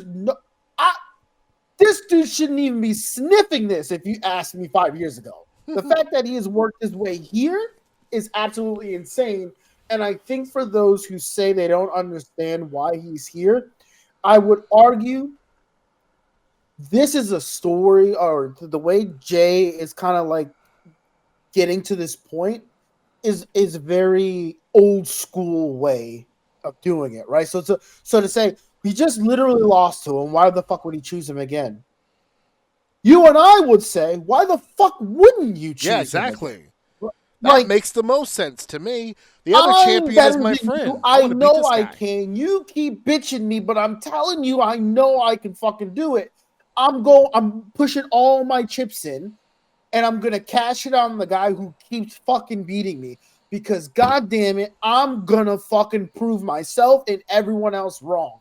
I don't think those people who are saying what they're saying understand that logic. You know what I mean? They got that quit in them. They got that give up in them. You know what I mean? No, anybody who says that is lathered in bitch. That's what it is. Yeah, I'm gonna beat. I don't care if I never win another match. I'm gonna fucking beat this guy. I'm gonna beat this guy. Yeah, exactly. Yes, and that goes like that type of story used to be the types of stories told in old wrestling. Yeah. You go, you triumph. Like, that's what made it go over. That you worked so hard, beaten down to the ground, but you rose to the top and won the chance. Like, this is the story we're getting with Jay. And I just think it's like foreign to some people, and that's why it just seems really weird. That's my take on it. Well, there's another reason why I've been calling this build Talkamania, because up until, and we're going to put a pin in the Jay Gunther thing, we'll come back. Yep. But I'm looking at the matches here, and all of the matches that are on this card so far, I have an official match list in front of me. The majority of these matches have all really been put together through promo work. AJ Styles and Logan Paul have been put together through promos. The Triple Threat Women's match is being put together through promo. Gunther and Jay, up until this past Monday, have all been promo. Cena and Cody, up until yesterday, hadn't touched. It's all been promo. The triple threat match we just talked about, Rollins, Punk, and Reigns, has been all promo. There's a lot of talking to set these matches up. There has not been a lot of action to set these matches up. Now, someone out there is going to go, are you kidding me? Io and Rhea just had the match. We had a match. Bianca won the Elimination Chamber. We've had matches. Right. But if you think about it, in all honesty, and if you're watching every week, it kind of feels like we've had just enough action for the promo package. Mm-hmm. Just a little something to supplement the words for the promo package. It's almost like they're trying really hard to make sure nobody gets hurt before fucking Mania. We're doing the bare fucking minimum with the stars. All of these Raws have been Dakota Kai versus Lyra Valkyrie. It It's should been be. Chad Yes. Gable versus some Dragon Lee. Yes. Like, Yes. none of the stars are really getting their fucking hands dirty right now. It's all Penta and Braun Breaker against Finn Balor and Dominic. None of these people are moving the needle for Mania, but they're all taking the bumps right now and they're getting through it all. And Yes. It's right, fucking but genius. it's genius from a business sense, but is it entertaining? Is it part of the reason why we're not really feeling this build? Because Cena's turned heel, as an example. Cena's turned heel. But with the exception of the actual turn, what has he done to be a heel? We know what he has said to be a heel, but he hasn't done anything very heelish. Now, there's still time. It's April 1st. We still have we got about 2 more weeks, about 2 weekends from now before we get to the show, and Cody struck first. So that's not to say that John won't get his lick back at some point. Yeah, well, that moment right there solidified. He's taking it. He's gonna get the record. With the fact that Cody put hands on him first. Yep. Mm-hmm. We might have to. Yep. And I'm gonna answer your question to he doesn't have to do much because him going heel in the first place shocked the whole world. The whole world was shaken up by that. Children were crying over that shit. So now he keeps himself relevant, have a little back and forth, get hands put on him, and now he wins it at the end. That alone, heel Cena winning it is a shock. And all he has to do is come back next Monday and talk about more how they don't deserve him as a champion. He did it for himself, stuff like that, to really maximize his heat. And now they can just finish it however they want to finish it after that. I don't think he needs to do that for this one. So remember last time they were going all in on the Cody thing. It was like Cody thing constantly over and over and over and over and over and over, right? But there was one championship that fell to the wayside. And it was the women's championship match, remember? Yes. Where it was like they didn't push Bayley at all. She wasn't even at that conference.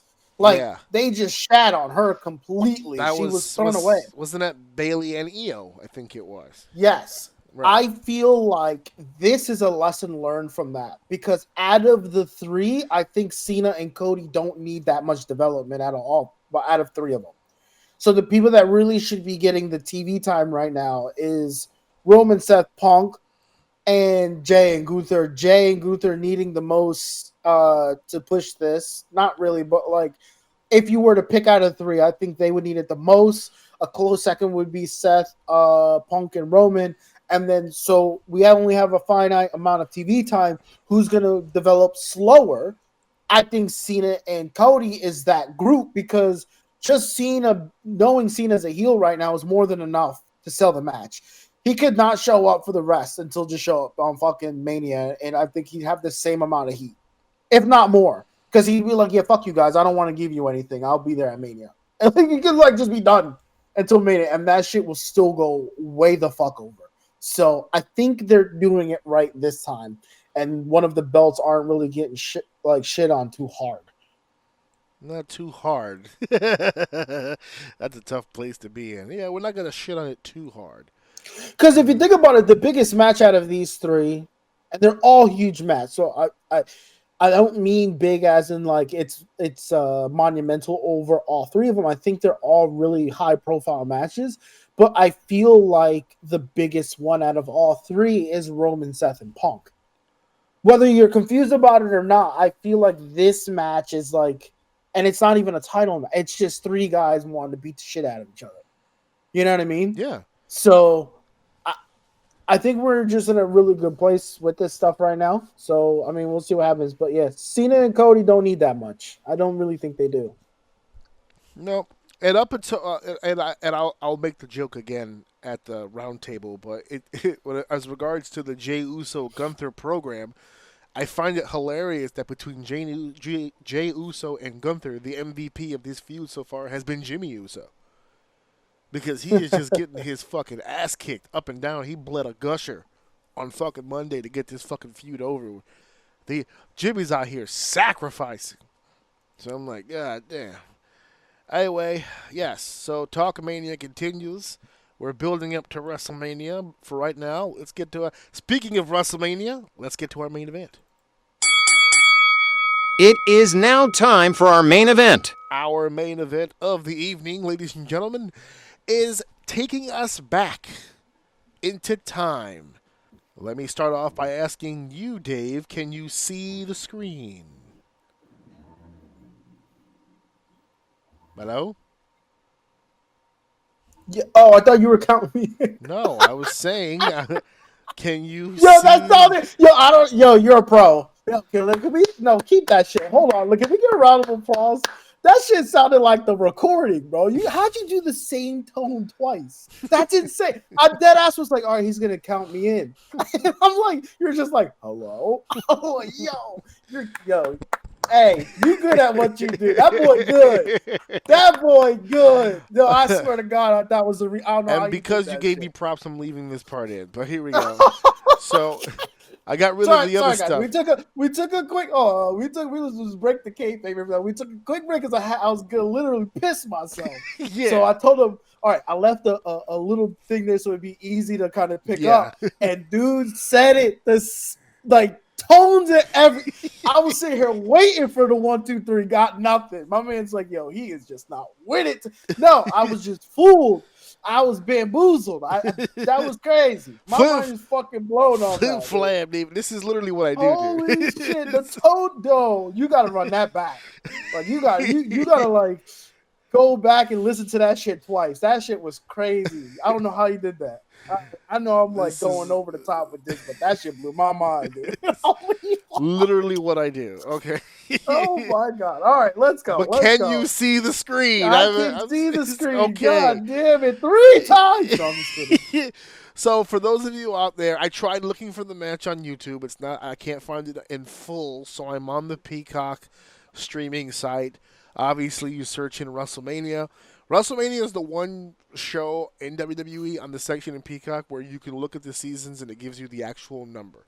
For the other ones, you have to fucking guess. I don't know. It's not labeled properly. But season 13 of WrestleMania is literally WrestleMania 13, obviously, right? So you just go to season 13, and I'm going to give you the timestamp. It is 1 hour, 21 minutes, and 7 seconds. Bret Hart's 7 seconds. Bret Hart's hands is on his head. It's about to transition into the match.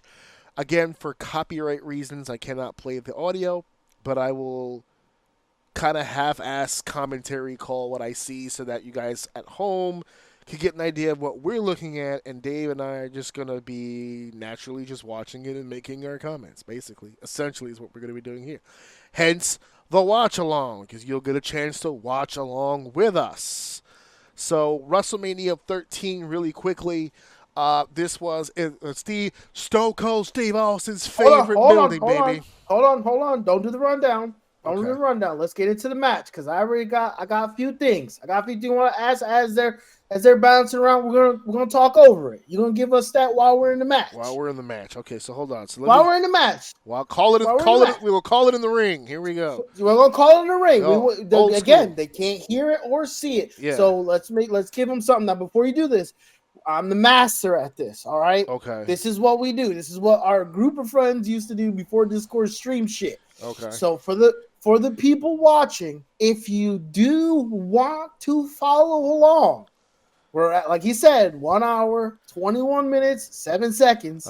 And what you should do is give them a countdown to 3. That's what I was going to do. On 3, everyone hit play at the same time. That way we're all on the same frame. Okay. All right. I was just going to do that. So here we go. How do you guys do it? 1, 2, 3, 3, 2, 1. 1, 2, 3 on 3. Not go, none of that shit. Just 1, 2, 3. Here we go. And 1, 2, 3. Play. There we go. And we're all here. We go. Now, flashbulb. Give me some. What's going on here, dude? All right, so we are at the Rosemount Horizon, Stone Cold Steve Austin's favorite building, and we've got a jacked, yoked, young Ken Shamrock. Absolutely. Look at those delts, those lats. This man's in amazing shape. For his hair, by the way, is gel to absolute perfection. That is the world's most dangerous man, Ken Shamrock, making his return to pro wrestling after a lengthy and successful UFC run.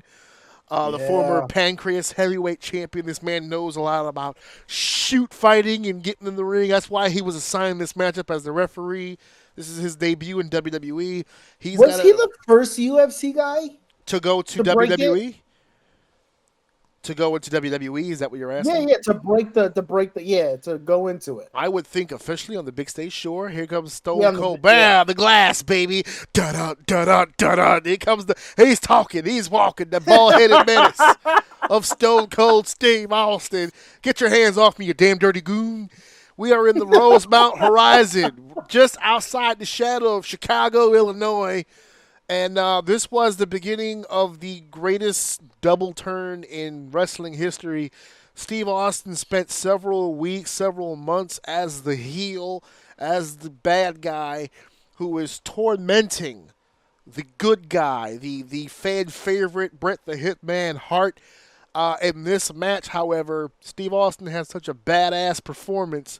There is a turn. By the end of this match, Stone Cold will be the babyface. Bret Hart will be the heel. Many people thought for years that it was just organic. Look at Steve Austin telling Shamrock, I will slap the fucking gel right out of your top of your head if you fuck me over in this matchup. And this was actually planned. We found out later that was the idea, that we're going to have a match that showcased one way in the beginning, and then by the end of it, they wanted to make sure Steve Austin was getting cheered. Mission is accomplished. But it was done so well, you're saying, that like people felt like it accidentally happened? For years it felt like the crowd had turned on them, and we find out later that the plan was to get them to turn. So that was awesome. What a fucking feedback to get, where you're like being strategic, like this is why we're gonna pull it off, and it goes over so well that you don't even respond. Like, you shouldn't respond to it. The kayfabe is alive. Fucking Bret Hart, oiled to the gills. The man is shining. Look at those pecs. Sweet Jesus. Can I just say, I don't know what it is about Bret Hart, dude, but he always looks like he smells amazing. Yeah, oh my God. Yeah, definitely. Like a lavender smell to him. And it's no cologne. That's all musk, baby. Here's musk. Here's the part I never understood as a kid. Now I get it. Like when he comes out of the entrance, he's got the jacket on. He's greased to the hilt for sure. But when he takes off the jacket, he's greased everywhere. So I'm like, you greased up and then put on a leather jacket? That sounds wildly uncomfortable. But here we are in the ring. Bam! And here we go. Double leg takedown. Steve Austin. Pistol like right hand, says JR used to say back in the day. And this is the whole idea. This is a submission match, but at the same time, this is the first time where you have a stipulation involving submissions where the idea wasn't just holds. Because you could beat a man into fucking submission. And that's the idea that they took here. This is Bret Hart said it the best in an interview. We wanted to have a playground-like fight. Just two guys from the schoolyard just beating the teetotal shit out of each other. Yeah. And that's what the match starts off here. You see right hands. That's it. It's a slugfest in a submission match. So real quick, while we're in the beginning throwing blows and knocking each other's faces right off of our heads, how did we get here with these two? Like, how did we get to this point where inevitably we had the switch? Well, first off, look at that slam into the post there. Steve Austin is seeing stars. Suplex attempt. Yeah, block. No. Block. The security guard said they're not coming this way. And the security guard gets kicked in the head for his stupidity. Bret Hart lost the championship WrestleMania in 1996. Here's a stiff clothesline to the outside.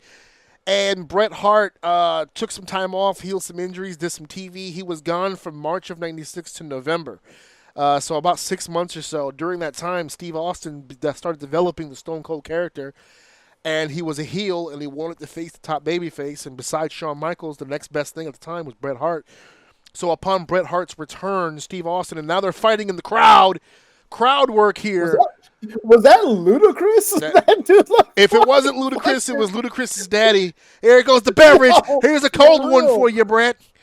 And so Stone Cold Steve Austin started calling out Bret, started calling him names, started treating him like he was some common bitch. Just kind of picked on him. Picked on him a little bit, and that was the reason they gave Bret Hart to return back to the WWE. They had a match at Survivor Series that was a regular match, and it was a barn burner. a Hall of Fame match on its own right. Look, he's going to take the whole rack of snacks. And Bret Hart said, no, you're not going to fuck over my boy for the evening. He gets his money for every product sold. You're not going to fuck my guy over. Bam, right hands. He's defending the working man. The blue collar. He goes Ken Shamrock in the tightest shirt I've ever seen a referee wear in the history of wrestling. He's wearing a medium right now. This is not good. Oh, look at that. Even the fans have leather coats.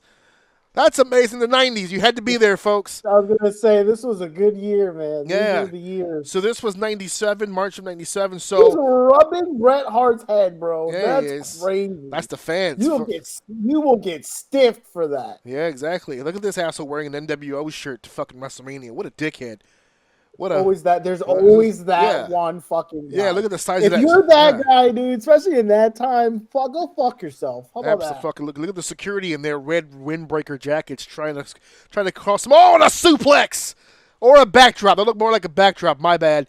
But the security team all wrapped in red. Some of these motherfuckers have never seen the inside of a fucking sports arena. There. I think Ken Shamrock is doing more security than this. Yeah, well, Shamrock says back up, you back up.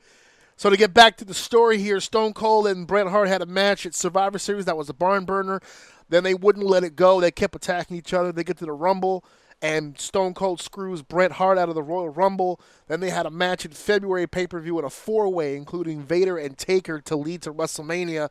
And both men screwed each other out of that, so it led to a blow-off match here at WrestleMania, submission match between Bret and Shane. And he throws him over the rail like a sack of garbage. And that's what he's treating him. Look at this guy using the fucking everything. He's using the guardrails. Bam! Sledge in the back of the head. Nothing fancy. He's not going to make a mistake. Double replay here of Bret selling his groin. There's no selling, man. This isn't today. Those are real rails. There is no padding on that, boys. Which means his testicles. No padding. All nuts. All balls to the steel. I know you're saying he wore a cup. Yeah. Wear a cup and then take a steel guardrail to the fucking nuts and tell me how well you feel. Worse. God forbid that cup snaps. Oh, my God. There it goes. Look at this guy. He is fucking seething. Yeah, double birds for the Canadian hero and then a sledge to the side of the goddamn dome, and both men are down. This is one of those examples. This match, I think, is one of the reasons why it's such an iconic match, and here goes Stone Cold selling all the way up. The idea that a wrestling match should appear like a struggle. This is what they're talking about. Look at this guy. I'm going to hit this motherfucker with the steps. You saw that bend back? I was going to say, did he get injured in this match? No, that would have been the moment. He just sold it like a fucking monster. Look at this. Right hands. Disrespectful as fuck. This is what you see. This is how you behave in a match with somebody you don't like. See, when you don't like someone, you don't collar elbow tie up and then just go through the spots. You take a motherfucker by the neck and you punch him repeatedly in the face. That's how you one of the things I'm noticing here is the lack of padding on a lot of these things. Oh, this was the 90s, bro. You start to appreciate those like really rounded end posts now that like are very hollow. Boom. Look at Steve Austin. I'm not trying to interrupt you. Oh, fuck your hand too. While we're at it. Fuck your head and your hand. And then he grabbed him by the hand he stepped on. Look at that, disrespectful as fuck. Watch this. Bam. Look at that spinning neck breaker. High and tight. I don't think Steve knew which way he was going. So he was like, fuck it. Take my body. I trust you. So there goes Bret Hart. Bret Hart's already breathing deep. This guy was a fucking master. Uses the ring. Is this Ken Shamrock's first appearance? In the ring? On WWE television. On a pay-per-view, yes. He had done... this is his first work. Yeah, so he had appeared on a few Raws beforehand to build up toward this match. But this is his first actual work. Bam, yeah, but this is his first work. Yes. Because he's moving like he's been reffing for a very fucking long time. Well, he's behaving like a sports ref.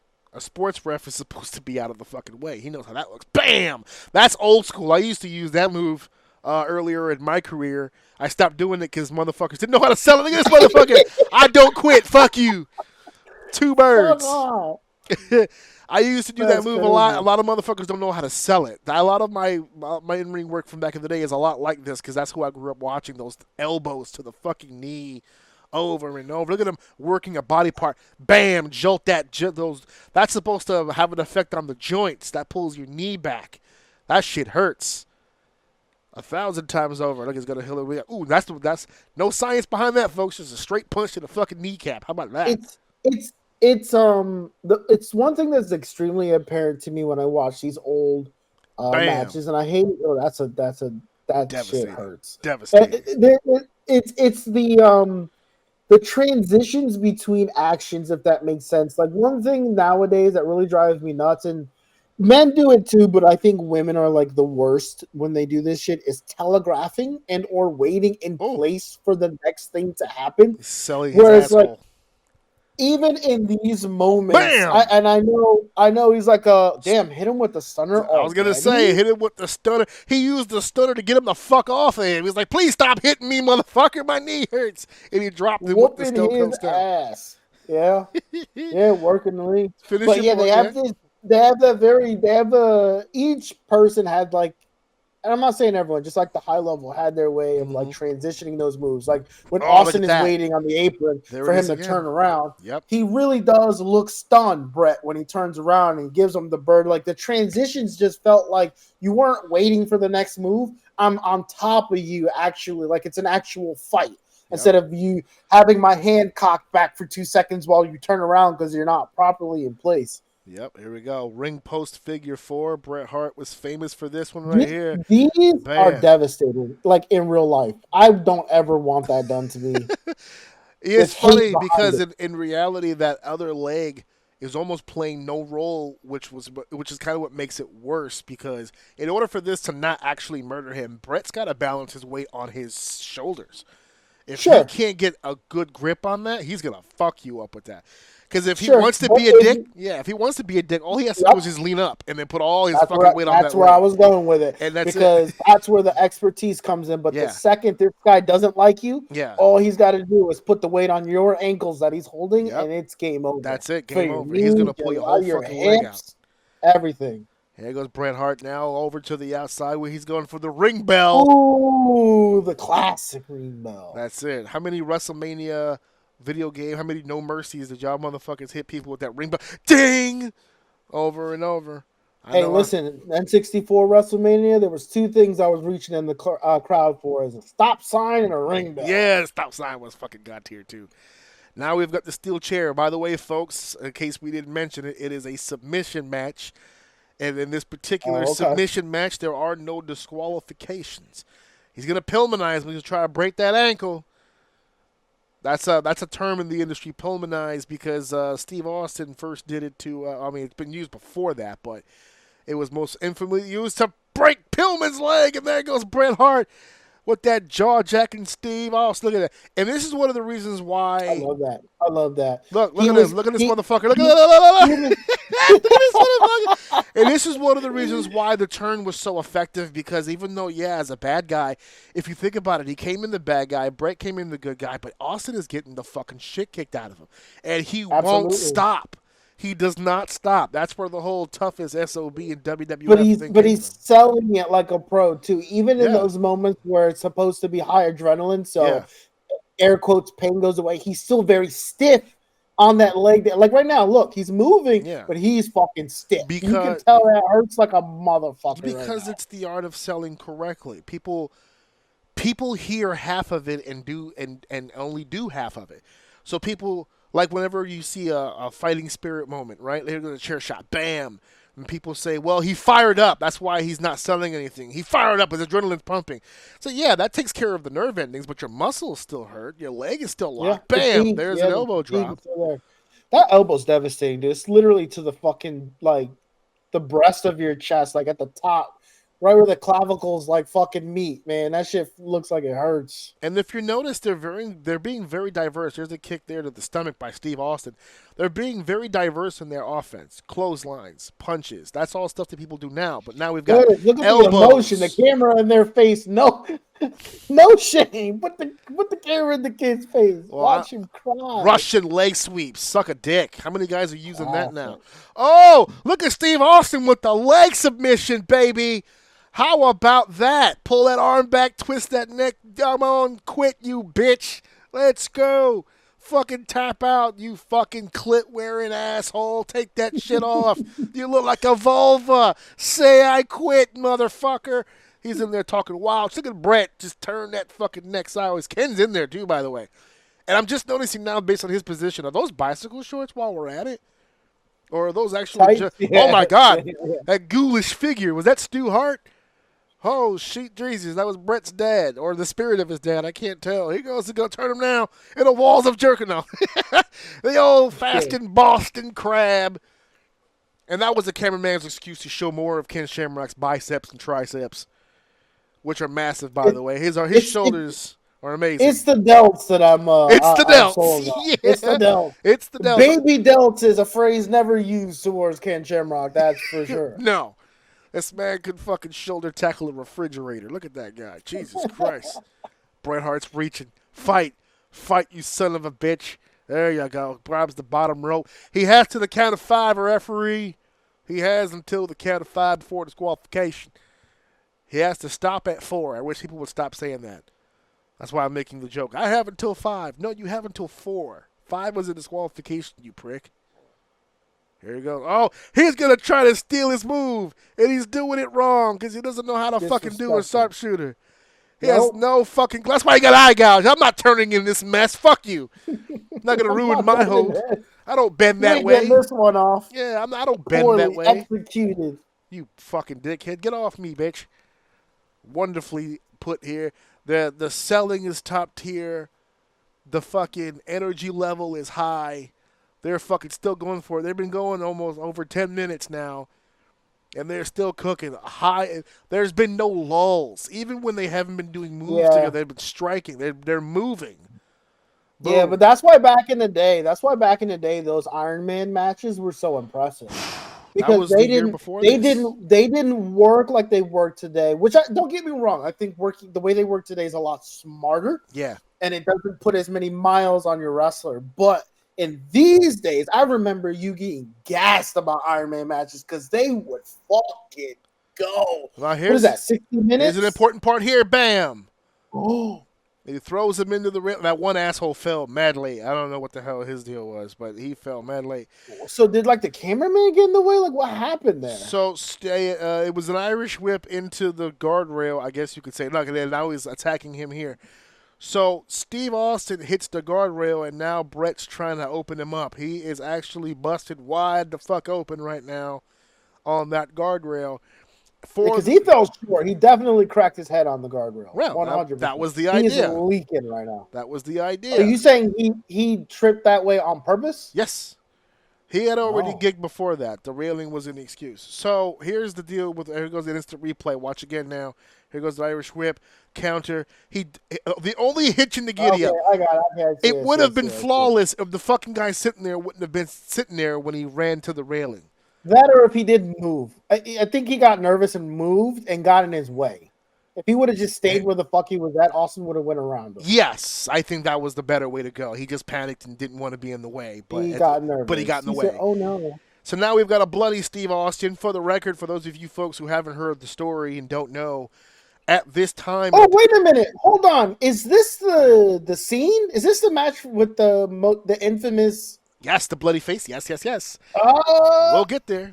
I told you you've seen something of it. No, I don't remember the match. This Look at that. Is very new to me. I remember that. He Classic. is pouring blood. There was some of the best color you can ask for. It's the best you can ask for, and in this situation, because in WWE, I just look at them, open them up. That's how you open them up in the business, baby. I'm sorry, but when you're cut, you're going to get the most realist punches in wrestling. Yes, because you're trying to get all the blood rushing to the head.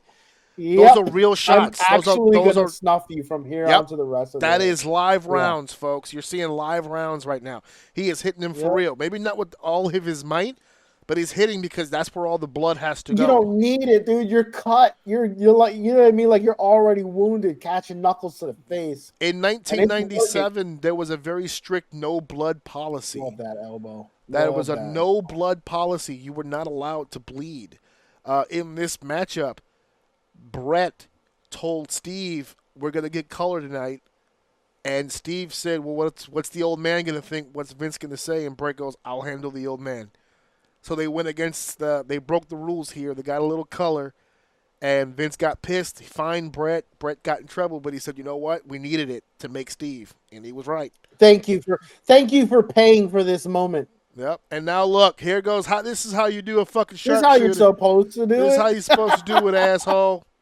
And then, how's that? How's your fucking eye? You love your retina? Fuck your retina. Just like that. Boom. And, folks, I know this is an amazing match, but Shamrock's never looked fucking better. Look at this fucking guy. Jacked to the gills. Look at those pecs. It's coming through the shirt. He's doing an excellent work on this match, though, by the way. I feel like that shirt was painted on. That's not a real shirt. It's not real fabric. He's just... Oh, it's all skin? It's all skin. Damn, Has to dude. be. Bam. Look at those shots. Bam. Bam. Who throws punches like that now? Those clean, concise shots. Bam! Oh, what's the capital of Hong Kong? Bangkok, bitch. Have a seat. Down he goes. The twigs and berries are in distress, and look at Bret singing the high note. For the next few seconds, Bret will be the soprano of a lifetime while Stone Cold fights for his fucking life and vision. Where is the top rope, motherfucker? Help me out here. I like how Ken's being unbiased. He's not helping Steve in any way. He hasn't touched a single person. That ring is painted right Covered now. in it. Here we go. Now the motherfucker is all hyped up. Bam! That chest bump is legendary. I love that shit. He's talking. He's jacking. Fuck you, motherfucker. Here it He's comes. numb at this point. He don't feel nothing. Boom, boom. Fired up. He's fixing to stomp a mud hole in him and walk it dry. And walk Bam. it dry. Bam. Buff mud hole stomps, bitch. That fucking stomp is so That last goddamn one was disrespectful. crazy. That last He hit one was him dead in his face disrespectful. with that Yeah, one. that was disrespectful, son. He's feeling it. He's I feeling mean, himself. he's been literally punched in his face for the past 10 minutes now, so you can get one off. He's got Bret on the top rope. Now, I trust both of these men with my body for sure, but well, you know, all homo implied. But it's here we go over the second rope of the suplex. That was a safe way to do it. With that kind of a head injury, who knows what would have happened if he came off the top. That was smart. That was safe, and it still looked good. And look at that. Damn, Look at that. Fucking He color. is covered in it. Look at this dude, Steve Austin, bleeding out of his goddamn head. His fucking blood is like molasses, dude. That shit is thick. And I didn't think about this at the time, but as a professional now looking at this, the fact that he's bald, I think just kind of makes it even fucking crazier because you just see because the his hair whole kind of head. soaks it. Yeah, it gets matted. This motherfucker's got wiring. What the hell? He's And just extension cord. they're just Been hit with grabbing those shit. Yeah, look at it. He's just grabbing shit. Look at I can submit a motherfucker right here. Choke. Stop breathing, bitch. Submit. They're out here and they're talking to each other, and you can barely This see how it. this how we doing in Texas. Yeah. Uh-oh. Perfect. Look at that Bell's. That is one of the most brilliant bell shots I've ever seen in my life. I'm not saying it just now, but I thought that the minute that I saw it, because he can't see Steve behind him. He doesn't know how close, how far. He can't really tell. He overshoots Bret, but not by a lot, and it was safe. And here it comes. Here comes the big move. Bam. Sharpshooter. In. Spin that bitch. How many playgrounds, how many schoolyards saw a motherfucker put another motherfucker in a sharpshooter, and Ken's in there talking to him. Steve, do you give up with your fucking hands? Do you give up? He's giving him the syllables. And I'm saying that for real because I remember the audio from watching it where it's just like there it is. The moment. And the drip. Oh, no, my that's not the God. moment yet. That's not the moment yet. He's going to sell it. Watch. He's going to dig. Watch. He's struggling now, but he's going to give it one last gasp. He's going to dig one hand into the mat, dig the second hand into the mat, and then he's going to do a push-up, and that'll be the last gasp. Watch. And then you'll see the blood really pour out. Watch. Here it comes. Shout. Ken's in there. Do you give up? Oh, he's getting tired. He's getting sleepy. But bam, one. Here it comes. He is situated. Bam, two. Now here comes motherfucker.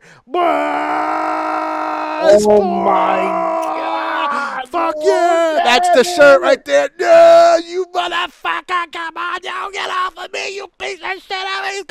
He's gonna break the hold. He broke the hold. Or did he? Ken say no, he didn't tap out. Now watch, this is more selling. Steve knows he's not completely out of the hold. He broke his footing, not the hold. Bret regains himself, goes back into the sharpshooter.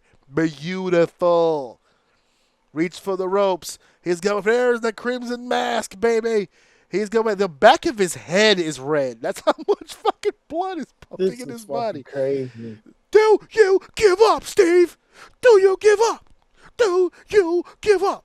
He says nothing. I said, ring the bell. Ring the bell. Get off of it. He's out. He's out. He's out. Release He's the out. hold, motherfucker. There it is. Boom. Don't make me take this fucking shirt off. Release the He's hold, out. motherfucker. And that is it. Stone Cold Steve Austin did not quit, did not submit. The referee, this match is over, and its official finish is due to ref stoppage. He did not submit.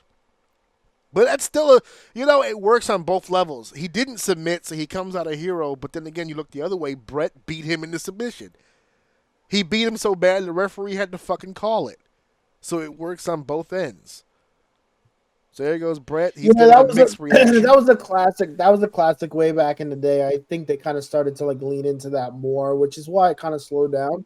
But that was a surefire way to make your badass not be a quitter. Yeah. And die on his sword, but still lose the match. And this was I wouldn't say the beginning of it. I don't know the history of that, but this is when I remember it started being like that. Like, oh, how can he's a badass? How can he submit? And then it's like, oh, he just passed out. Well, that's the thing. After this, they protected that. He never submitted again until way later. I think when he turned heel, he gave Kurt Angle a submission win.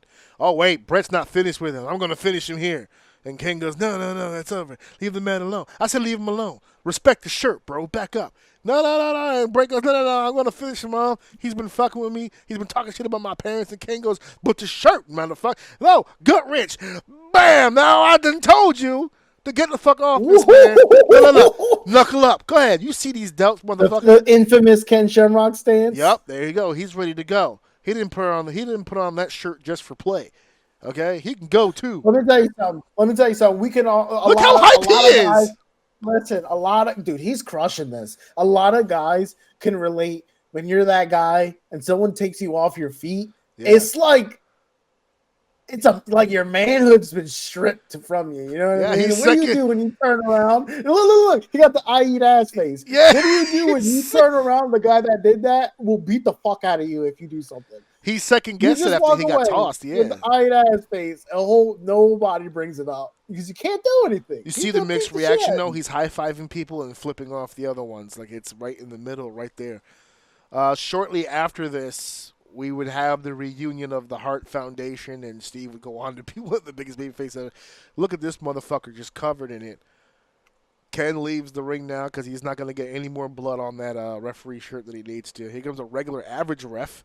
And he gets a stunner for his goddamn problems. Oh my God! Yeah, that was the. He sold it not to sell. Yeah, he sold that with a sit down. So there you go. He could have hurt himself. And that's why he wasn't the referee for this matchup because he's frail like a fucking Fabergé egg. And here comes Steve. Here comes Steve Austin on one fucking leg, bleeding like a stuffed pig. Still selling the fucking body, yep. And he's getting the response from the fans. And this, ladies and gentlemen, is your Hall of Fame moment. I haven't stopped it yet because I want to see. There's a quick scene. I don't want to fast forward because there's a watch along, but we'll keep it going here. Steve is still selling the leg. He's trying to clear his eye for the vision because that's I learned that one from a few people that when you start bleeding like that, be careful about getting blood in your eye. Because it'll change your vision up. Yeah, it starts to darken things. It gets red, so it's weird. It doesn't just wipe out like tears, man. It tints you for a little bit. Yeah, you gotta rinse that shit out. Yeah, rinse it, Visine up, get that shit off of your fucking lenses. He's selling it all the way through the fucking tunnel. I don't want to. I mean, how much of this is actually just a sell? Because they went bell to bell. Yeah, it's totally work, but still. Now, we got the scene here with the three guys in the table. They're talking. It's JR, it's Vince McMahon, it's the King. There's the shot. Vince is pissed. Vince is pissed. There's the shot. Look at the pool. It's pools. There's pools of blood on that fucking... And by the way, no hardcore match. This wasn't a hardcore match. With the exception of him hitting the railing and the bell shot and the wire, it wasn't a whole lot. Punches, man. Yeah, it was a fist fight for the most part. And now we're going to stop it here. 1 hour, 51 minutes, 8 seconds. So that is our watch along there of the Hall of Fame inducted match. Bret Hart versus Stone Cold Steve Austin. Damn, what was that? 23 minutes? 25 minutes? Over 30 minutes. Woo. But, I don't mind this match going in, but I will say this before we end the show. I didn't get the connection to this particular Hall of Fame. Like, we're not in Chicago. Steve and Bret are not really a part of what's going on. Seem random to me. The match, to me, that actually made the most sense because of their connection to Triple H. To me, in my opinion, still to this day, the greatest WrestleMania match of all time is Shawn Michaels Undertaker WrestleMania 25. And I wish they would have started with that. If you were going to induct a match to go into the Hall of Fame, the first match ever to go into the Hall of Fame, I actually thought that might have been better. Not just because it was a better match, but I don't know. I feel like Triple H is somewhat on a little bit of an apology tour, kind of like low key under the radar. With what? Apologizing for what? Not for himself. Not for himself. Like to wrestling, like more. I don't know. It just feels that way. Like with some of the things that's been going on and like the Hall of Fame stuff, like. I feel like he picked this one specifically for a reason. Obviously, Bret being a big part of that. But that was just good rest. That was just such a great WWE like wrestling match from back in the day, almost to its purest form, bell to bell, two people at the top of their game. How many botches was in that? Botches? I mean, no match is perfect. I'm sure we could nitpick a few, but not a lot. You know what I mean? But even in that, like you could even point to, even if there was a misstep, it's because of the work that was done. You know what I mean? Like when they were healthy, we were good, and as they started to get their ass beat, they started to like wobble and stuff. So like, I don't know. I like this match a lot. I remember now. I don't remember the match bell to bell, so it was fun to watch it again. But I do remember the scene, and I don't know, man. You can probably argue this another time, but that is a pretty iconic fucking scene with the blood. Yeah, I don't. That one of the most iconic ever. 100% agree with this entry. No disagreements. I don't disagree with it. No, it's good. I'm just, first. I'm like, yes. See, there you go. You disagree. No, I Whole don't. heart. I don't disagree that it's. Fuck that other match. That it's this one. That it should be a Hall of Fame match. It's a Hall of Fame match for sure. But is this the first time they've done that? Yeah, first time they've ever inducted a match ever. Fucking let's go, man. So Bret Hart and Stone Cold. Yes, that opens up fucking Pandora's box because now. Open it up, baby. Open it up. Maybe we should do that at the round table. I don't know. We'll talk about it. But anyway, yes. So we're running a little late here, but we got everything in here. It's been a good show. We started a little late, to be fair. That's okay. And you had to pee. We're actually running pretty good. I'm actually shocked, considering. Yeah. So next week we're going to be ever so closer to WrestleMania. Actually, we'll be 1 week before that. So we're getting closer and closer, guys. So thank you for listening. Thank you for downloading. Thank you for sharing. And, of course, as per the usual, thank you guys so much for enjoying another episode. Episode 301. We'll see you next week. Mic drop. Wait a minute. This is too much. Cooking it like a pro. Wrap it up, everybody. Show's over.